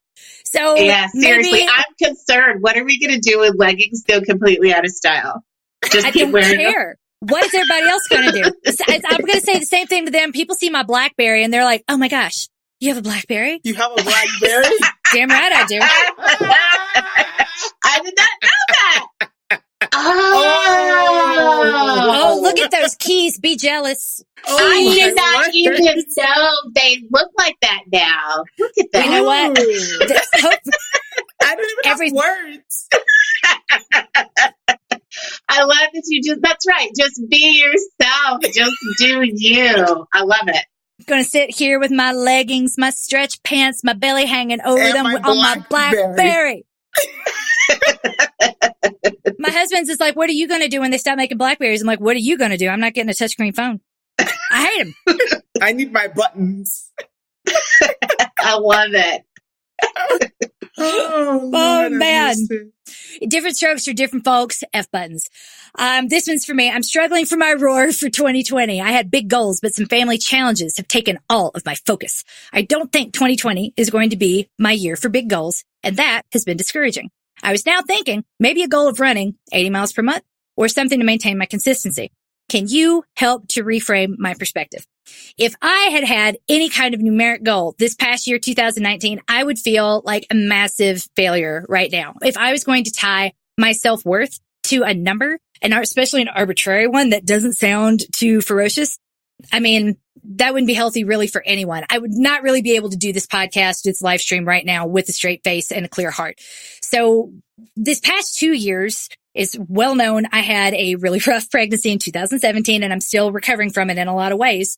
But I went into 2018 knowing it would be a rebuilding year. I had no idea that rebuilding year would continue through most of 2019, and the actual rebuilding year is going to be 2020 now that I feel like the worst is behind me. Please, Jesus. So if you're trying to, again, assign the arbitrary number of 80 miles a month, my fear is in a month where you only run 79, are you a failure? So let's just define success and failure. Maybe this isn't the year for big goals because you're not going to have the bandwidth to have big goals in your running life. Then sometimes just keeping running in your life is the goal. And there's no just to it. I'm still here. I'm still standing. I'm still running. I'm going to claim a little time for me, and claiming the time for me is the victory. We need to define success before we start, so we're not making it stuff up to be like, well, this doesn't absolutely meet the parameter for success, so I failed. And that we feel like that's being tough, and it's abusive nonsense, quite frankly. It's why would you pee in your own Cheerios? Look at what you are doing. Give yourself some credit for what you're managing. And yeah, it is frustrating when you're looking ahead and you know that being the COO of your household, some years is going to mean that there is very little bandwidth for you. What I want you to focus on is claiming 100% of that bandwidth wherever you can. I want you to be the honey badger of self-care. I want you to be as opportunistic as you possibly can about claiming time for yourself, even if you're just jogging for 20 minutes to go sit in a steam room and cry and come back. Ask me how I know that. I've done that before multiple times. Yay! There's something about being no one notices when you're crying in a steam room, including you, and it doesn't feel awkward and it clears your sinuses. It's really, and you come back, doesn't feel like you've been crying for, the hour and a half you might have stayed in there coming in and out. So cry in a steam room, find a steam room, do whatever it is you have to do to take care of yourself and not feel awkward or ashamed about it. Cause if this is your year to mom like a boss and make sure you have the resources to do that and claim the credit for it. You know what? It's not about what you're not doing. Yeah, I'm not going to qualify for Boston this year, but let me tell you what I managed to dig with this teaspoon. Yes. And I'm still here. Maybe that's going to be your reward too. Because it's not about settling for less. It's about understanding when you're being a badass somewhere else. You gotta acknowledge that and let that count, because that's work too. That just filled me up. Hey, I love being able to do that for you. Yes, you did. There's just so little acknowledgement for anything that's considered women's work is never going to be acknowledged or prioritized in the environment we currently live in. Like, this is a patriarchy, and fuck the patriarchy and all. However, it's going to take a long time to dismantle it. It may not happen in our lifetimes. Maybe this is something we're doing for our daughters and our nieces. But right now, people don't value it. Like, when you look back at all the things your mother did for you, you're like, how in the world does anybody look down their nose at the labor that women do to run a household? It's mind-boggling. And when, is the sugar crash happening? Is it happening? Hello, what have you got? Pokemon cards. You got Pokemon cards? Can you say hi? It says, these are my friends and I'm on a live stream. Hi. Hi. This is motherhood. Yes, it is. Hi, guys. We got Pokemon cards? Yeah. Yay. Is this winning at life? Oh my gosh. Yeah. Dad gave me them. Dad gave them to you. You didn't have to earn them? I'm going to talk to Dad. I earned them. Okay. By doing what? Look at that confidence. By cleaning up the toys. Good job. Honestly, yes. This is honestly great, because look at how much credit he's giving himself. I earned it. Yes, you got to go into life like RJ and be like, yes, I earned these Pokemon cards. How dare you question me? Take notes, everybody. Take notes. Sorry about that. Please continue, ladies. I have no idea what I was saying. I just love how... honestly, when you think back at what you would say to your younger self, or maybe better, what your younger self would say to you about what you accomplished this year, that's where it's at. Because at that age, we're like, hey, look at this stick figure I drew. Isn't it great? You know, when you're in that place, that every little thing you create, you're just like, your mind is blown. You're so impressed with yourself. You need your younger self to talk to you about what you're actually accomplishing in life.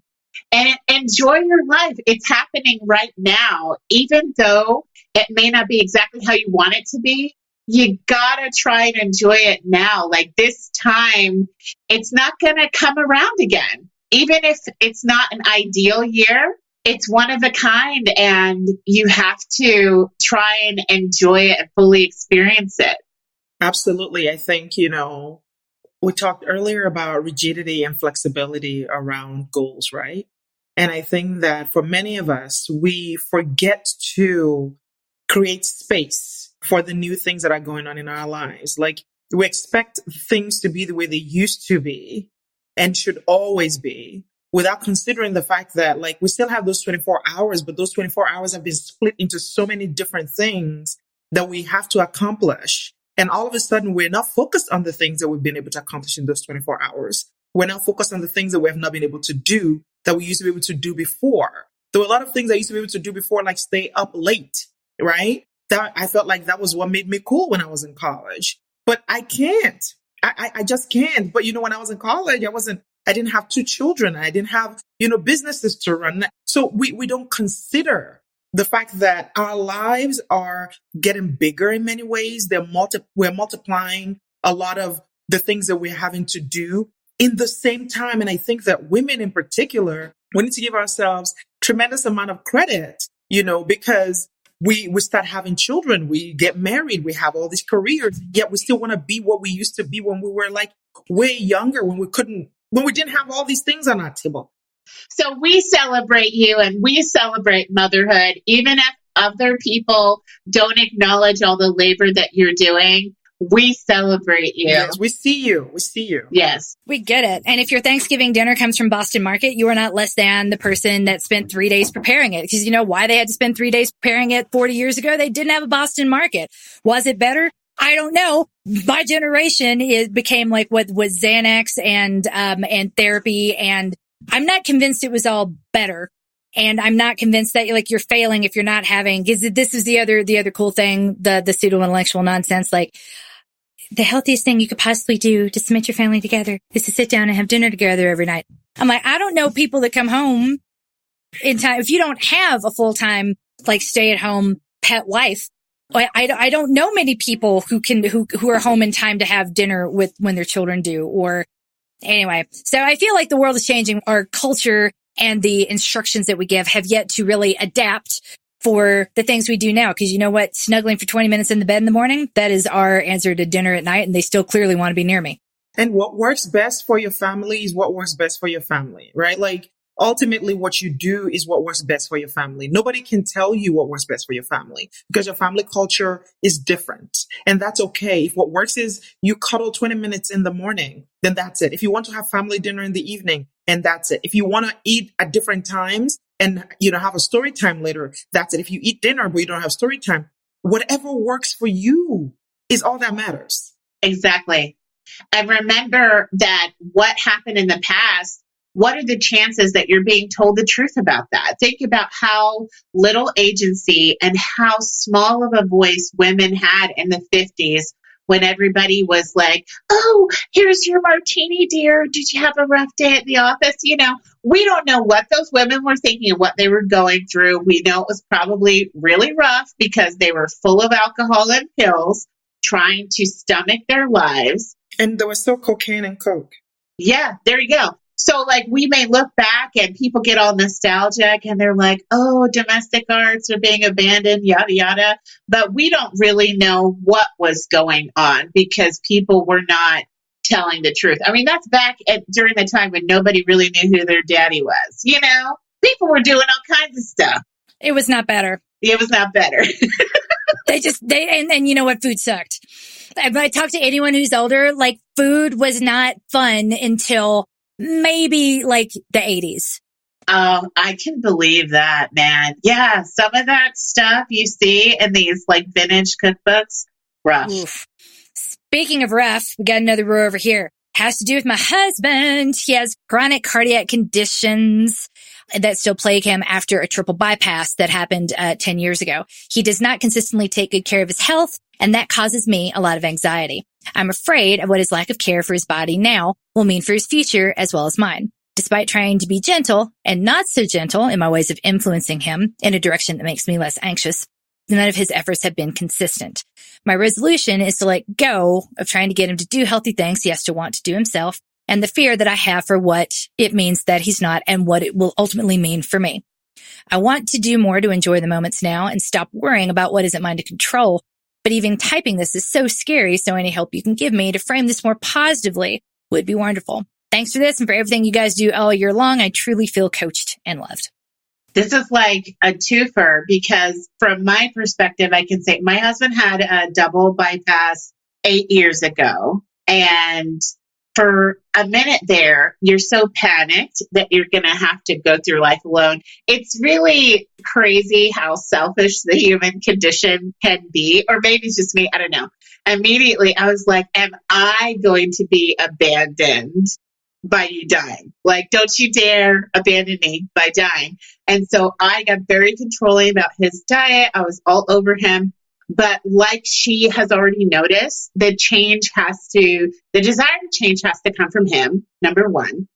And it can really cause relationship problems to bring all your fear into the home, and especially around eating, which is something that happens so often.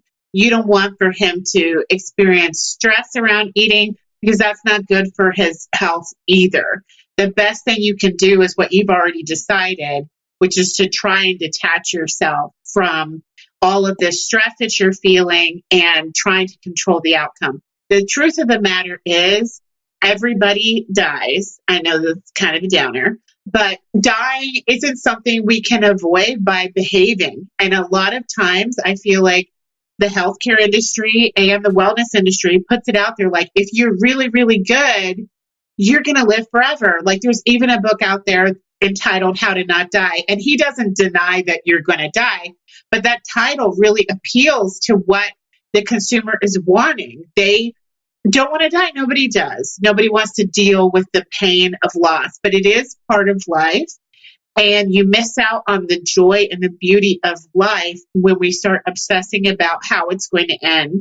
As morbid as it is, my mom said to me when I was all freaked out about Terry's diet, she said, "Who said you're not going to die first?" I'm like, "Lady, you and the realism."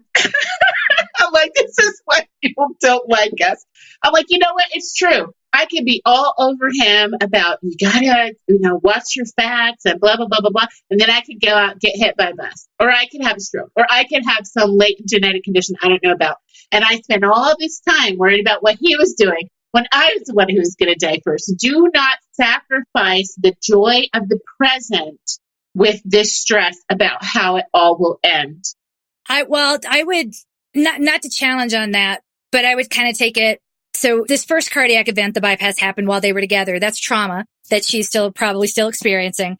I would say the question to ask yourself is, like, you're anxious of a life without him, obviously because you love the person, but that's the risk we all take when we get involved with other humans.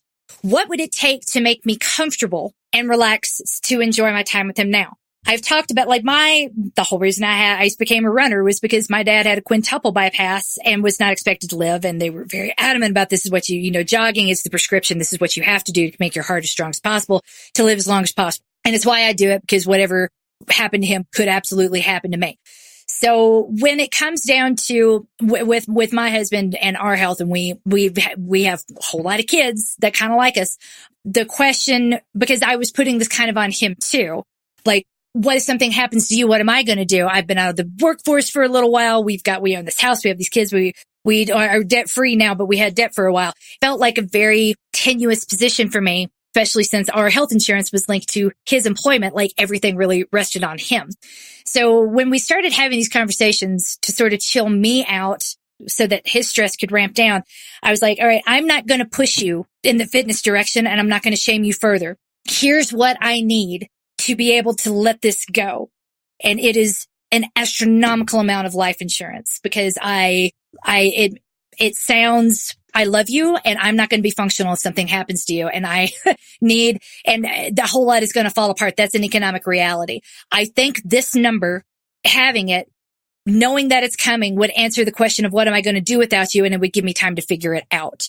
So for every birthday and every Christmas, we got so much life insurance on him now that I'm probably on an FBI watch list. And I'm not kidding. If something happens to him, I'm going directly to jail until they can prove that I had nothing to do with it. But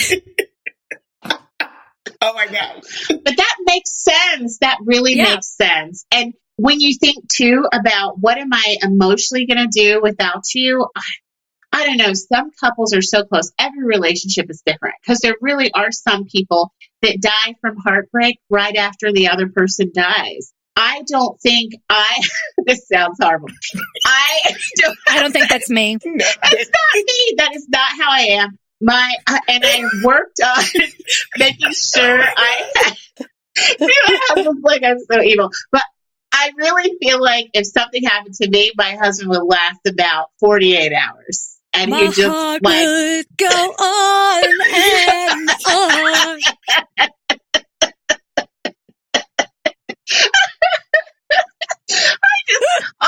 I really don't even know what you say to someone who's that close to their other half, except try and enjoy it while it lasts. I don't know. It's going to be awful. It's rough for everybody, but I'm more the type that just keep going. I can't clean it up. Okay. Okay. I'm gonna attempt to clean this up. I'm gonna try to turn a new roar here. My 2 cents on it is like, instead of worrying about what's going to happen to him, the way you're going to advocate for yourself is to be like, what do I need to get? My 2 base questions. What do I need to get? And what do I have to work with? I need to know, what do I need to get to have something to work with? If something happens to you, let's have this end of life conversation, because reality is you might die and I will feel better if I have a plan for me once that happens. And then if you can give me that, I will try to give you more space to live your life the way that you want to. But you are married to me and you owe it to me and to my children to help me calm down too, because right now the entire burden is on me, and that's not fair. I don't expect you to perform fitness for me, but I do need you to, as my effectively business partner in this household, you have a fiduciary duty to me and to the children. Let's execute it, and then you can do whatever you want, and I will do the best I can to work with it. So that's the roar. It's like, what do I need to get? I'm going to keep asking for it. Can I just add one more thing very quickly? No. Yes, okay, of course. MK, you said something earlier, and you said that is trauma. And I just want to circle right back there, that you are having a trauma response.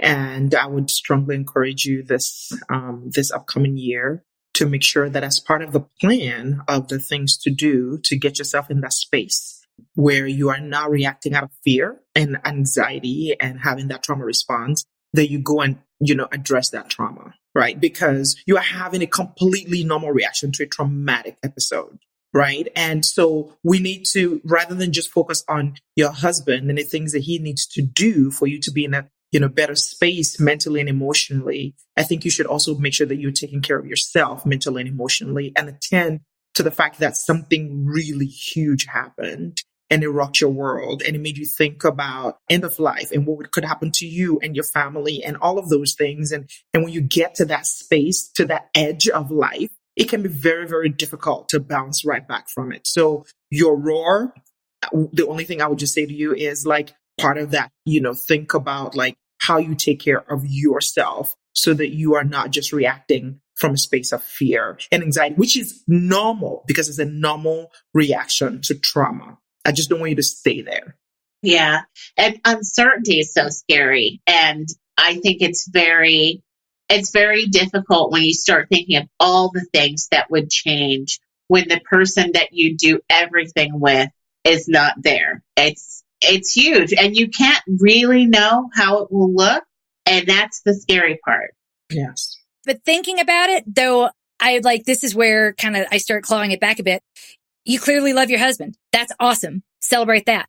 You clearly love your kids and you're a responsible adult. Celebrate that. The fact that you're thinking about ugly things, maybe he doesn't want to think about them. Death is definitely ugly, but that's what responsibility is. And you are adulting like a boss here. Give yourself credit for all of that emotional labor that you are doing and all of this concern. And let's channel it into something positive that's going to ease your anxiety rather than put increased strain on your relationship. Because you can't control what your husband does, but you can absolutely buy so much life insurance that you can be like, go on, dear.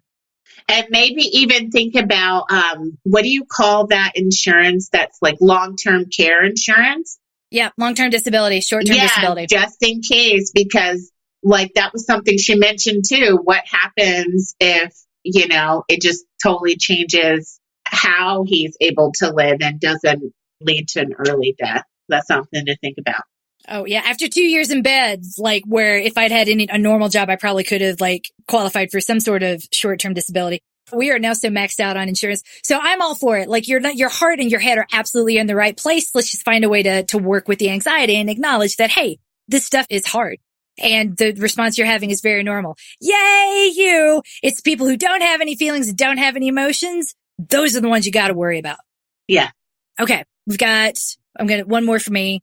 And then another one for Jimmy here. So I'm struggling to turn these thoughts into a roar. It's difficult some days to be an aging runner. I want to run like I did when I was in my mid-40s. I know I'm doing some great things and I'm blessed to be injury-free and I'm grateful every day I can run, but it's still hard. At the same time, I feel so damn lucky. I know I am probably not making sense, which is probably why I was hoping you could help. The comparison trap is hard to. Anyhow, thanks. You know what? I kind of want to run like some people have run in their mid-40s. Like the human body is capable of amazing things. And now we know, and we are learning, and we are seeing for the first time ever in human history that just about everything we thought we knew about sports performance was just misogynistic nonsense. You do not fall off a cliff at 40. You do not become like useless and life becoming like this aging struggle. Like the best is yet to come for the vast majority of us who were not doing athletic anythings in our 20s and our 30s. So there's no reason why you couldn't continue to improve, one, because if you're working with me, you've probably not been to the Olympics as an athlete. Not that I'm opposed to those. I just don't happen to have any at the moment. We're not here for high performance. We're here for long-term fitness, and we're here for a little fun and to do something, reclaiming our time and all the stuff. I mean, you know why we're here. So I would kind of ask myself, like, what is the difference between now and what was happening in your mid-40s? Do you feel like you're less strong? The older we get, the more strength work we absolutely need. As much as I hate lifting heavy things, I've hit that age now where I have to lift some heavy things. And also after 2 years in bed, I've got a lot of muscle that I need to build back up. So just because things aren't coming easily right now doesn't mean we couldn't put a couple of things in place that would make it come more easily. 9 times out of 10, it's increased strength. So instead of being like, being frustrated, my body doesn't do what I wanted to do, and that makes me feel bad, I'd be like, hey, you know what? I was a badass not that long ago, and I'm going to do whatever it takes to kind of get that back, short of making really bad decisions. Sometimes little things like committing and finding other sources of strength, maybe joining a body pump class or something of that ilk, joining our slow burn program, something like there would make running a little more effortless. So celebrate. I had something really great. My body, I'm still in the same body. I hope you're still in the same body. It'd be weird if you aren't. But I'm still in the same body. I still have the same potential. Maybe it's not going to feel exactly like I did when I was younger, but there are things I can do to make it feel easier, and I have the capability of doing that, and I shall. I am seeing an ENT tomorrow, and I'm really excited about this because I was reading on that website, irunfar.com. It's an ultra running website. And the guy who owns it had written this article about it was the ultra running podcast. Ultra running podcast. The guy had written an article about how he's having a sinoplasty, I think it's called, surgery to correct a fully deviated septum, and how his doctor's like, you're going to be able to breathe 80% better once this is done. And I was like, this has been an ongoing thing. I just assumed it was my diet or my sinuses, or everyone's like, oh, it's, from the tumor, it's the hormones, it's all the estrogen, it's just going to, and I'm like, that doesn't make any sense. And it's not acute. It doesn't help, but whatever. I just kind of accepted that, like, this is what it is. And I'm like, oh, you can fix this. So I'm seeing an ENT tomorrow about my options, and I'm super excited about it. The assistant heard me sniff on the phone and was like, oh yeah, we got you. I was like, really? Yay. But can you have a deviated septum without there being an event that caused it? I thought it was like a broken nose thing. It's not. You can have partially deviated septum, a fully deviated septum. You can go from normal to it just like kind of disappearing on you over time. There can be a million reasons, none of which have to do with recreational drug use, breaking a nose, or trauma that can lead to this. And I had no idea. I got an earful on the phone. So when I think about the things, this wasn't a problem in my 20s, but it's a problem now. And look, there's a solution. So think about what it is that is actually impacting your running right now. It might be a simple correction that you haven't even thought of yet, because even if you're 70, you could just be getting started. What your roar is going to be is like, I'm a look, whatever it is that's causing the struggle, I'm going to look and I'm going to nip it in the bud, because you are a fighter. All my people are. Speaking of fighters, back to Jummy. Last year during Romjul, I dug down and found that I needed to be brave. I needed to speak truth and hold fast to my convictions. And it was hard. I can't go into too much detail. I'm guessing because this is me. I'm guessing this is work related. I was constantly challenged, disbelieved, even disrespected at times. It frankly sucked. In the end, I was right. I won. I won big in multiple ways. But you know how it is in some contexts, even when you win, you lose. Even after the wins, I was still disbelieved before I was able to produce the result a second time. As you can guess, this entire situation was really soul-sucking. I would not have changed the way that I did things, but it was a really hard year.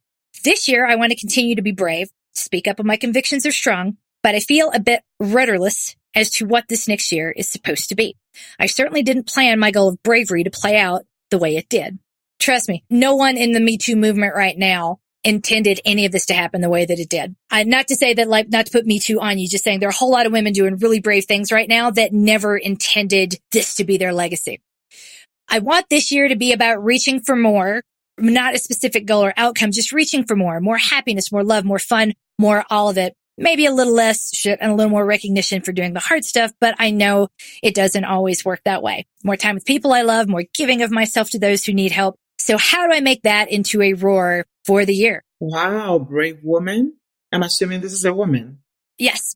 Wow, brave woman. Bravery, courage looks different, for everyone in different circumstances. You went into 2019 with the goal of being brave.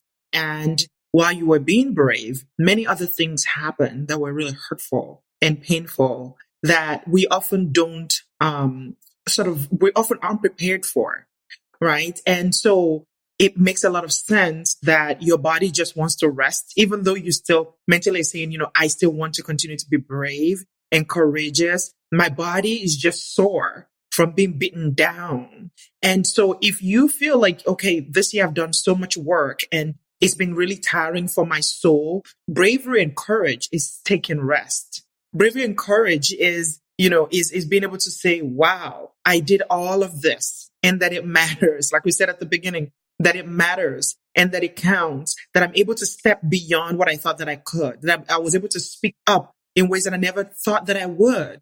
And I was able to prove, whether that was the goal or not, eventually, I was able to be proved right and correct, even though I had to prove myself over and over and over again. And I also want you to give space for bravery to continue to have different textures and different colors for you as you go along the way, right? Again, like I said earlier at the beginning, that our work, like what you said, with this year and the bravery and everything that's happened, right? There are so many things about us that develop as a result of the work that we're doing. And what I hear is a woman that found out a different part of herself, that she can stand in the midst of others saying no, that she can stand in her own truth while others, move in their own ways and they say, no, I can't do that. That you're willing to put yourself out there in the front, naked, unashamed, even if you're afraid and you get all the arrows come at you. So as you're thinking about how to turn this into a roar, remember that this is what you did, is that you stood and you were the one that was taking all of the arrows. And despite the fact that people were not in agreement with you, despite the fact that people did not believe you, whether or not eventually they found out that what you said was true or not, that is important, but that is not even the most significant. Is the fact that you stepped out and that you were brave. And that even with the assault that came on you, that was still part of bravery. So I want you to think about all the textures and the colors that this courageous act has brought up in you. The colors of the rainbow that you've painted with your personality and your humanity, and you giving yourself permission to live and speak and stand in your own truth. And I want you to look at that and say, wow, I went above and beyond. Wow. And so even if you want to rest this year, and it's still brave. It's still brave because it's not easy to step out. It's not easy to stand and speak your truth. You are taking a tremendous amount of risk. And like I said, the assault will come. And when the assault comes, sometimes we need to go back, nurture, clean up, get some Band-Aid, get some hot or cold compresses. And that is still bravery. So when you're thinking about this new year coming up, I want you to give room for all the different definitions and explanations and textures and colors that bravery is going to take up and show up. Because it sounds to me like it surprised you. You came in with this idea that I'm going to be brave, I'm going to do this. And all the things that happen in between all of that surprised you. So I'm hoping that, this new year, you're going to look back, you're going to say, I painted the town red. I painted it green, yellow, neon. I did all of that. And next year, I'm going to continue painting. I'm going to take all my flag and I'm going to add more colors to it. Just be ready for the different textures and the colors. Some of them are loud. Some of them are really tame. Some of them are, very bright, and some of them are not. And it's still bravery. It's a courage. Yes, bam. Oh my gosh, that's amazing. There is something, I saw this on a t-shirt last year and I loved it. There's some deep stuff on t-shirts these years. And it said, those of you who hated me in 2018, gonna hate me more in 2019. Boom. Yes. I'm like, I feel like I want to go find this shirt and get it for you because you got to own it. You know what? You stood up for yourself. You were brave and no one gave you the credit and they still are giving you a hard time, even though you were right. It must suck to be them It must suck to have all the power and all the clout and not a fucking clue what to do with it. It must be so terrible because this person is a woman. It must be, if you're the only woman in the room, it must be awful for someone with China to show you up. OMG. It's a lot for people to handle. So there is no universe that needs less of you being you with your textures and your colors and the paint and the bravery that you bring to the table. And clearly everybody at that table really needs your brain there working because I'm not convinced that theirs does. So if you're going to turn this into a roar, it's like, oh, you thought you were going to get less? That'll be fun. Y'all thought you could shut me up and go with that. Just walk into rooms roaring or, you know, my favorite thing to do still is fart. I can fart on command. It's a gift. Oh my God. I was not expecting it. And when I can't win or walk out of the room in a way that doesn't make me seem like a baby, I just fart. That is so great. And if you want to keep me under control, you need to behave. Okay. Because I don't care. Oh, Lord have mercy. And if I could win, I wouldn't fart. Do you lean over? Do you just kind of lean up a little bit? I'm not even like shy about it. Could you say that again, Stephen? Okay. Okay. Because the fun part there is that I worked for a Swiss company, and it's really hard to fire somebody when you're a Swiss company. Like it's that the bar is considerably higher than it is in the States. And once I learned that, I was so far off the reservation. They're like looking through the books, deliberate flatulence. Where is it? Where is it? Is this a fire emboldenment? You get one and you get one. Oh my goodness. It's I don't lose. I don't for very long. And that would kind of be my mantra or not a challenge to you, but you're not in a losing battle here and you have more power than you think you do. And maybe in those moments when you feel powerless, you can fart and shut everything down with something as simply as a bodily function. Because if they don't know what to do with a woman giving them the right answer, they are certainly not going to know what to do when they can't breathe. If you use this strategy, we need for you to report back. Yep. Yeah. Win, lose, or fart. $100.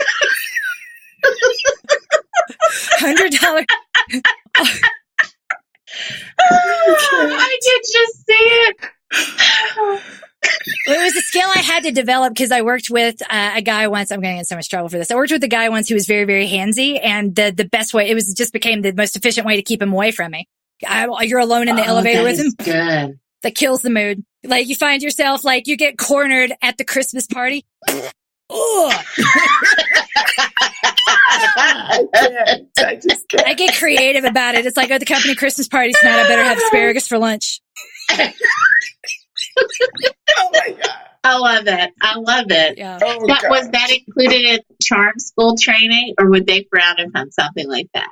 You know, I think charm school would appreciate the subtle ability to take control of a situation over which you should not really have control.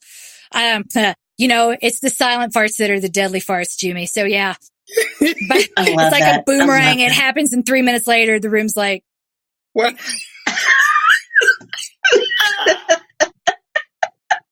The loud farts are just distracting. They're not the powerful ones.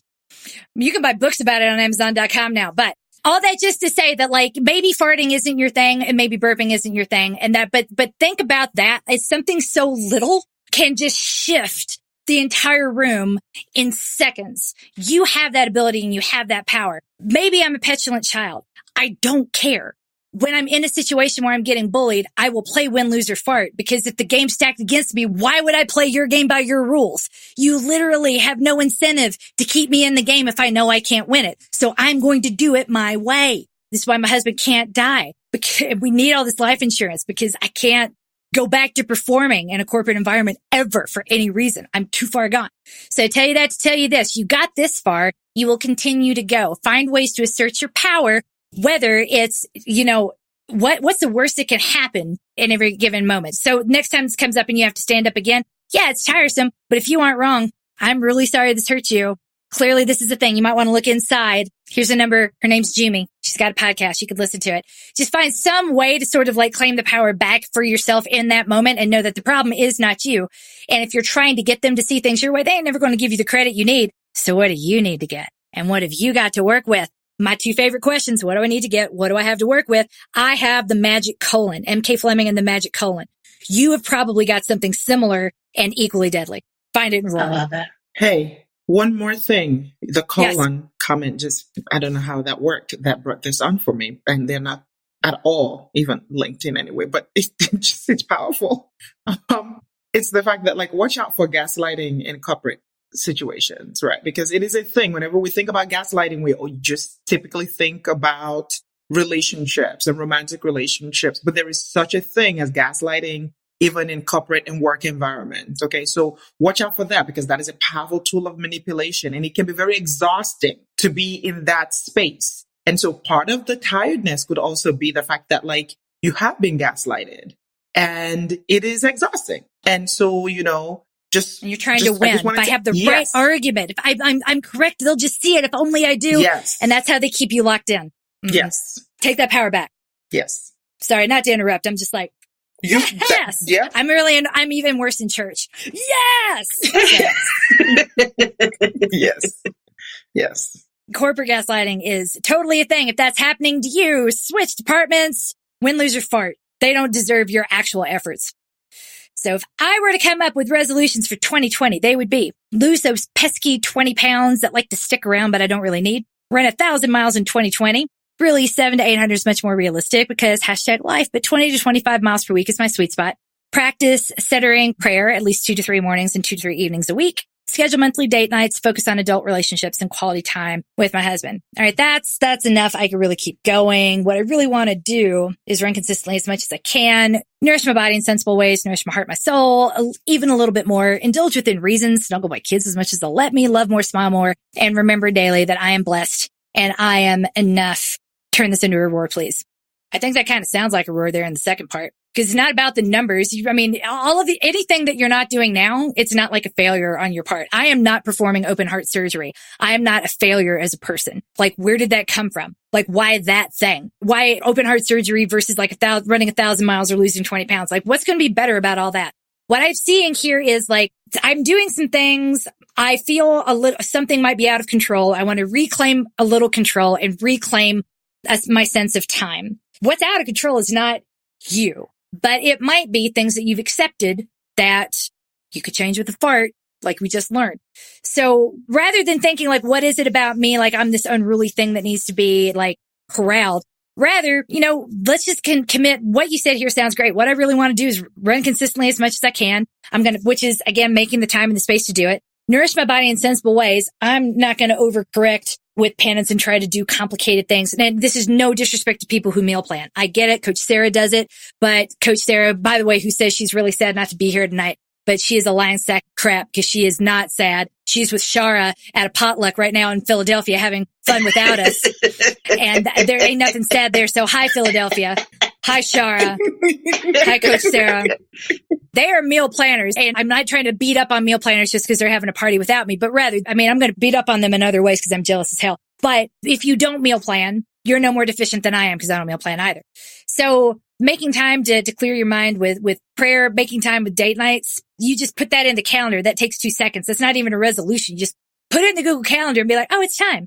Yay, hubby. So some of these are really are really simple and you could do it now. There's no need to wait to the new year. So I'd say like what your roar is going to be is like, May, I made some space for me. I want more of that in 2020. May, and then go grab it. Yeah, I love that. Well, and then even I love the lightness of this second section of the message, because those are all things that you can tell there's a desire to do. And there's nothing heavy or there's no obligation when it comes to like getting as many cuddles from your kids as they'll allow. Like that's the level of lightness that you want around these other things. And it's how you approach it that allows it to be that way. Anyone who's trying to get rid of 20 pounds is probably at a perfectly healthy weight. And the obligation around the 20 pounds, that is something that does not have to be there. It's arbitrary. And if we get rid of the scale and you really prioritize yourself, like you, and pleasure and joy, like you did in that second part, you can just throw out that 20 pounds thing. Nourish yourself, eat whatever you feel is reasonably. Hopefully you're also enjoying your food. Eat to support your fitness, which you seem to enjoy. So it's all about why you're doing what you're doing. Like you said, if you love to meal plan, there are people that love to meal plan. I have friends that are obsessed with couponing. They love it. They do not do it because they think they should. They do it because they enjoy it. Like that's totally different, exactly, than someone who's doing it because they think they should. Just throw out the shoulds and replace them with coulds, and then determine whether or not you want to. Oh, I should lose that pesky 20 pounds. I could lose that 20 pounds. What are all the things that you might have to do that? Do you really want to? Because like you said earlier, people do what they want to do to a large extent. And usually if you have a lingering goal, there's an explanation there. Maybe your body likes the 20 pounds. That's possible. Or maybe the amount of sacrifice that would require doesn't fit with your life. And maybe you can just throw that one out. Totally. I know for me, I've still got another 10 pounds to lose before I'm back to my pre-baby weight.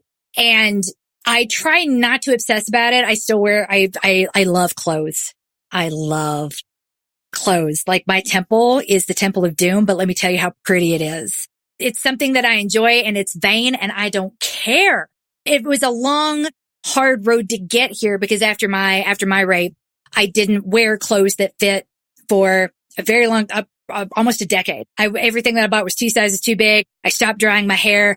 So drying my hair last year was a really big deal. I stopped wearing makeup. I stopped doing anything that made me, anyone can point to me and be like, oh, that's vain. See, she asked for it. So my clothes are a big deal. And that was a big part of reclaiming myself that didn't start until I was in my 30s. And I'm not getting rid of any of my clothes. At the same time, I'm not punishing myself. Well, this doesn't fit, so I'm going to get rid of it. I'm not even watching Marie Kondo, and I won't talk to minimalists because I'm just like, nope, I haven't worn it in 3 months. I've been pregnant for 7 years, y'all. We're recovering. That rule is just mean, and it doesn't work. So it depends on who you're talking to. It's a bad coaching cue. So my clothes have importance to me. I would like to get back into them. It's going to be a process, but I'm not putting a time limit on it. If I don't have it by the end of this year, I'm going to sell them all. I don't deserve them. That's shamey crap. Having extra, it's shamey crap too. Ain't nothing wrong with it. Have what you want to have. Make sure you have clothes that fit. Feel good about it. What is the difference between now and 15 to 20 pounds from now? Honestly, I don't know. I hate lifting heavy things. I hate doing extra strength work. I could do stuff on my Bosu ball. You guys aren't part of my program. I have everybody do stuff that does not require them to go to the gym, minimal purchases. Like what's the least we can get away with? The least common denominator, because I don't like doing any of that stuff. I don't want to go lift barbells. I don't want to do CrossFit. Like the whole idea of snatch, like it's a thing that you do. I don't even want to describe it. It's so it's hard and it hurts and it doesn't feel good. And I don't do things that are hard and hurt and don't feel good intentionally ever. So I tell you that to tell you this. Why did I start doing that? Because the thing that I love, running, is really hard right now. And so I know that strength is what I need to do to get there faster. And it's not something I would have done sooner. And it's certainly not something I'm going to be doing any longer than I have to. But the way that is usually presented is like, oh, well, you just don't care enough. And I think that's BS. Not having big, huge goals that terrify you on a day-to-day basis and add more pressure to an already pressurized life is not you being lazy. It's not you lacking ambition. It's not about your deficiency in any way. If there's something that you want to get, you would have gotten it already. I didn't wait for a New Year's resolution. I hired a trainer that day and I hated it and I still hate it, but I don't hate him, and we can get it done 2 20-minute sessions per week. And it's amazing and magic. I got exactly what I needed to get without punishing myself for needing it in the first place. So that's really how I want you to think about it. What do these goals really mean? What do they do? It looks like something you made up to go into a conversation with people. They're going to be like, what do you mean you don't have New Year's resolutions? And that's fine. I'm going to do more of the things that make me feel good. I'm going to reclaim more of my time. Do that. That's the roar. Mate. Yes. Yes. Whether you do that for 10 minutes a day or 10 hours a week. One's not better than the other. If it's more than what you were doing before and you're still the person that you were before, you're not openly neglecting responsibilities in order to do it. And even if you are, who cares? You're winning at life. I don't know, but I'm not the therapist. I mean, even the therapist has, I have the same struggle. I have my struggle is no different from anybody else because I'm a therapist.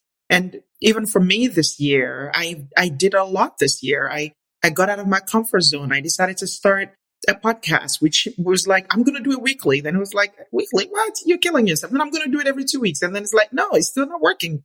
Then I'm going to do it once a month. And I stretched myself. I did a lot of things. I did a lot of, and then I added that to it.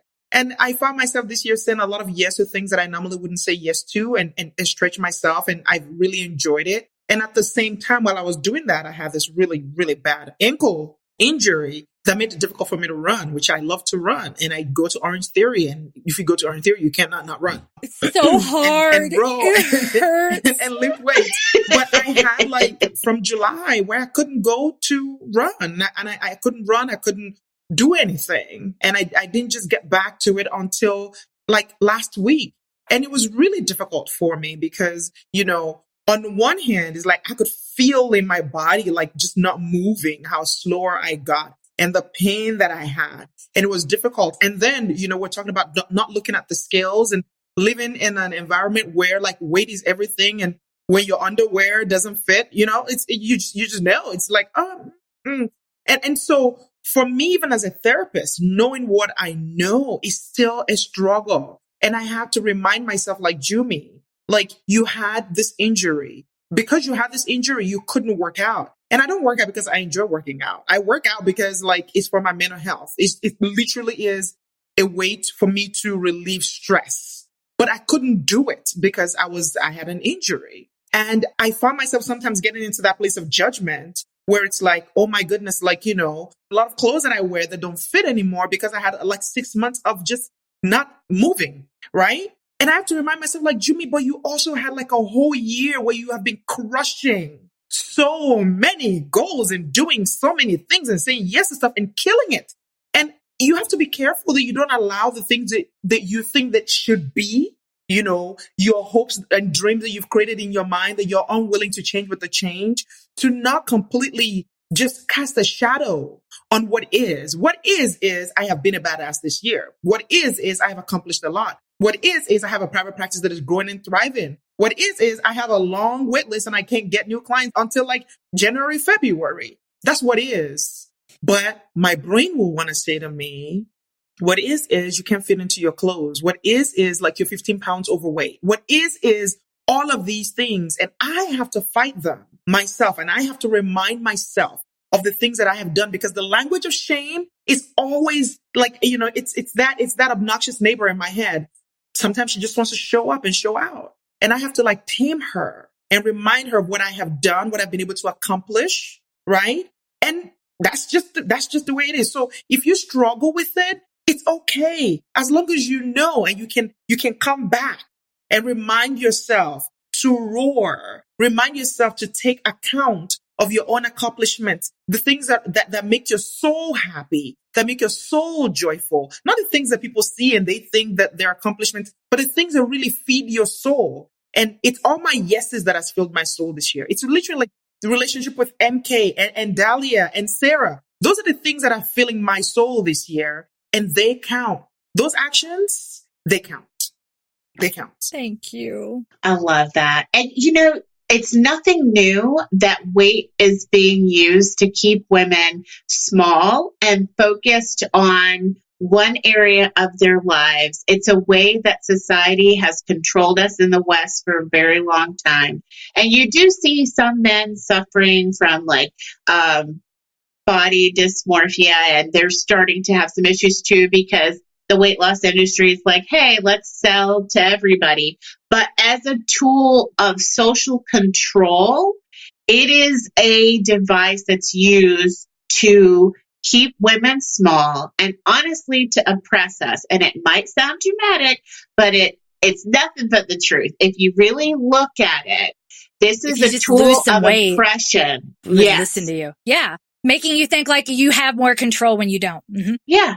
And making you think that your value can be enhanced by this arbitrary little thing. And, oh, we're denying you privilege. We're going to deny you this little bit of autonomy because of this thing that you on your own can achieve. When it's scientifically established that weight is not as simple as calories in, calories out. In a very healthy body that has not experienced dieting, it's easy to manipulate weight initially, but then it becomes more and more difficult over the long term. But it's just, honestly, like, don't play the oppressor's games is all I can say with that 20 pounds. I like your other goals, though. The thing is, like, I call them butt monkeys. They like, but, that get in your head. Cause it's like, I had a really great year, but I gained 20 pounds. It's a butt monkey. It don't belong here. So the butts don't negate the greats. They never can. They never will. And if you're allowing them to, then you're effectively treating your life like a fraction. And that's not logic. That's abusive nonsense. Yeah. So, yeah.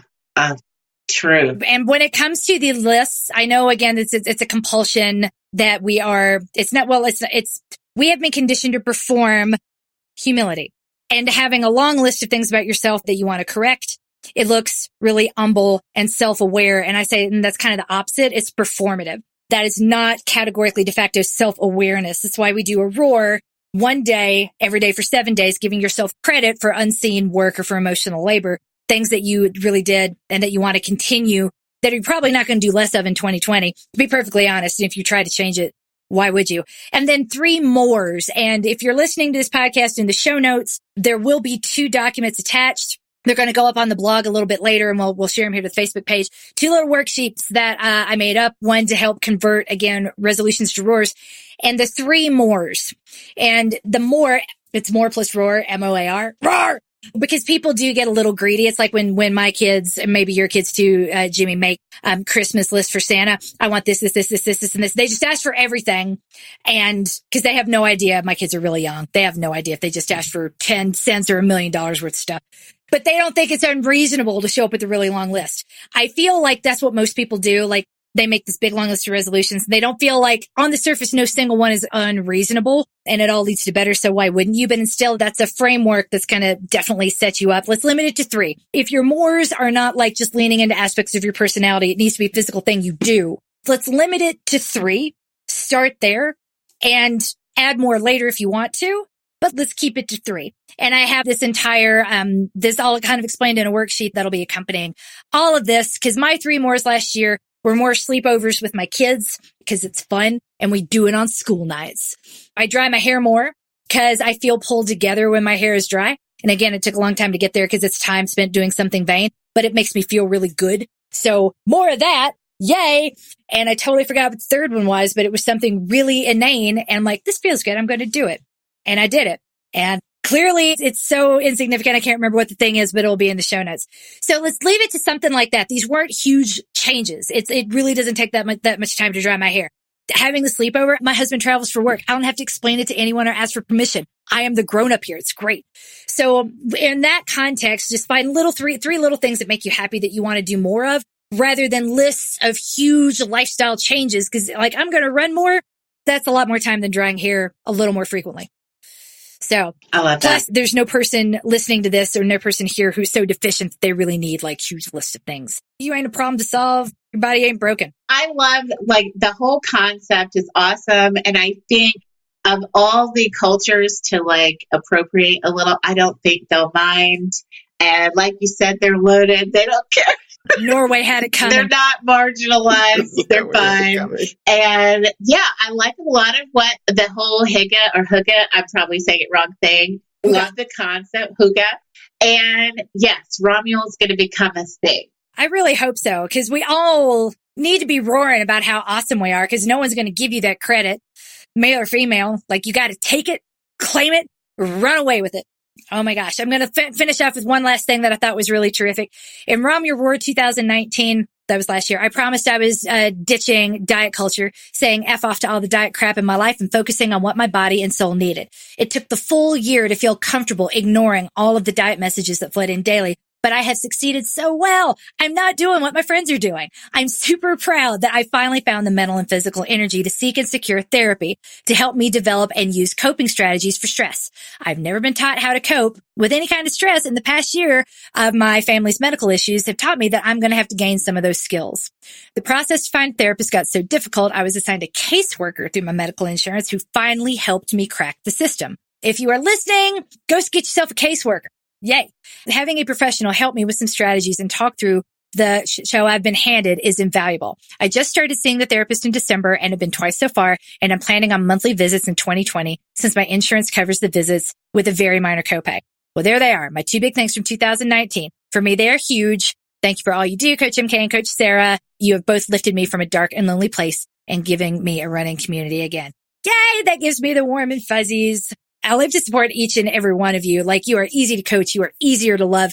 I will never tell you that you need to do more. If anything, I'm telling people to do less. And like, no, you don't have to run that hard. No, you don't have to work that hard. No, you have nothing to prove. You're coached, you're loved, you're winning at life. You are enough and you're doing enough. Let's give yourself some credit for what you have done without looking at all this arbitrary crap you have not yet accomplished. I'm not going to be here for the output. I'm here to give A's for effort.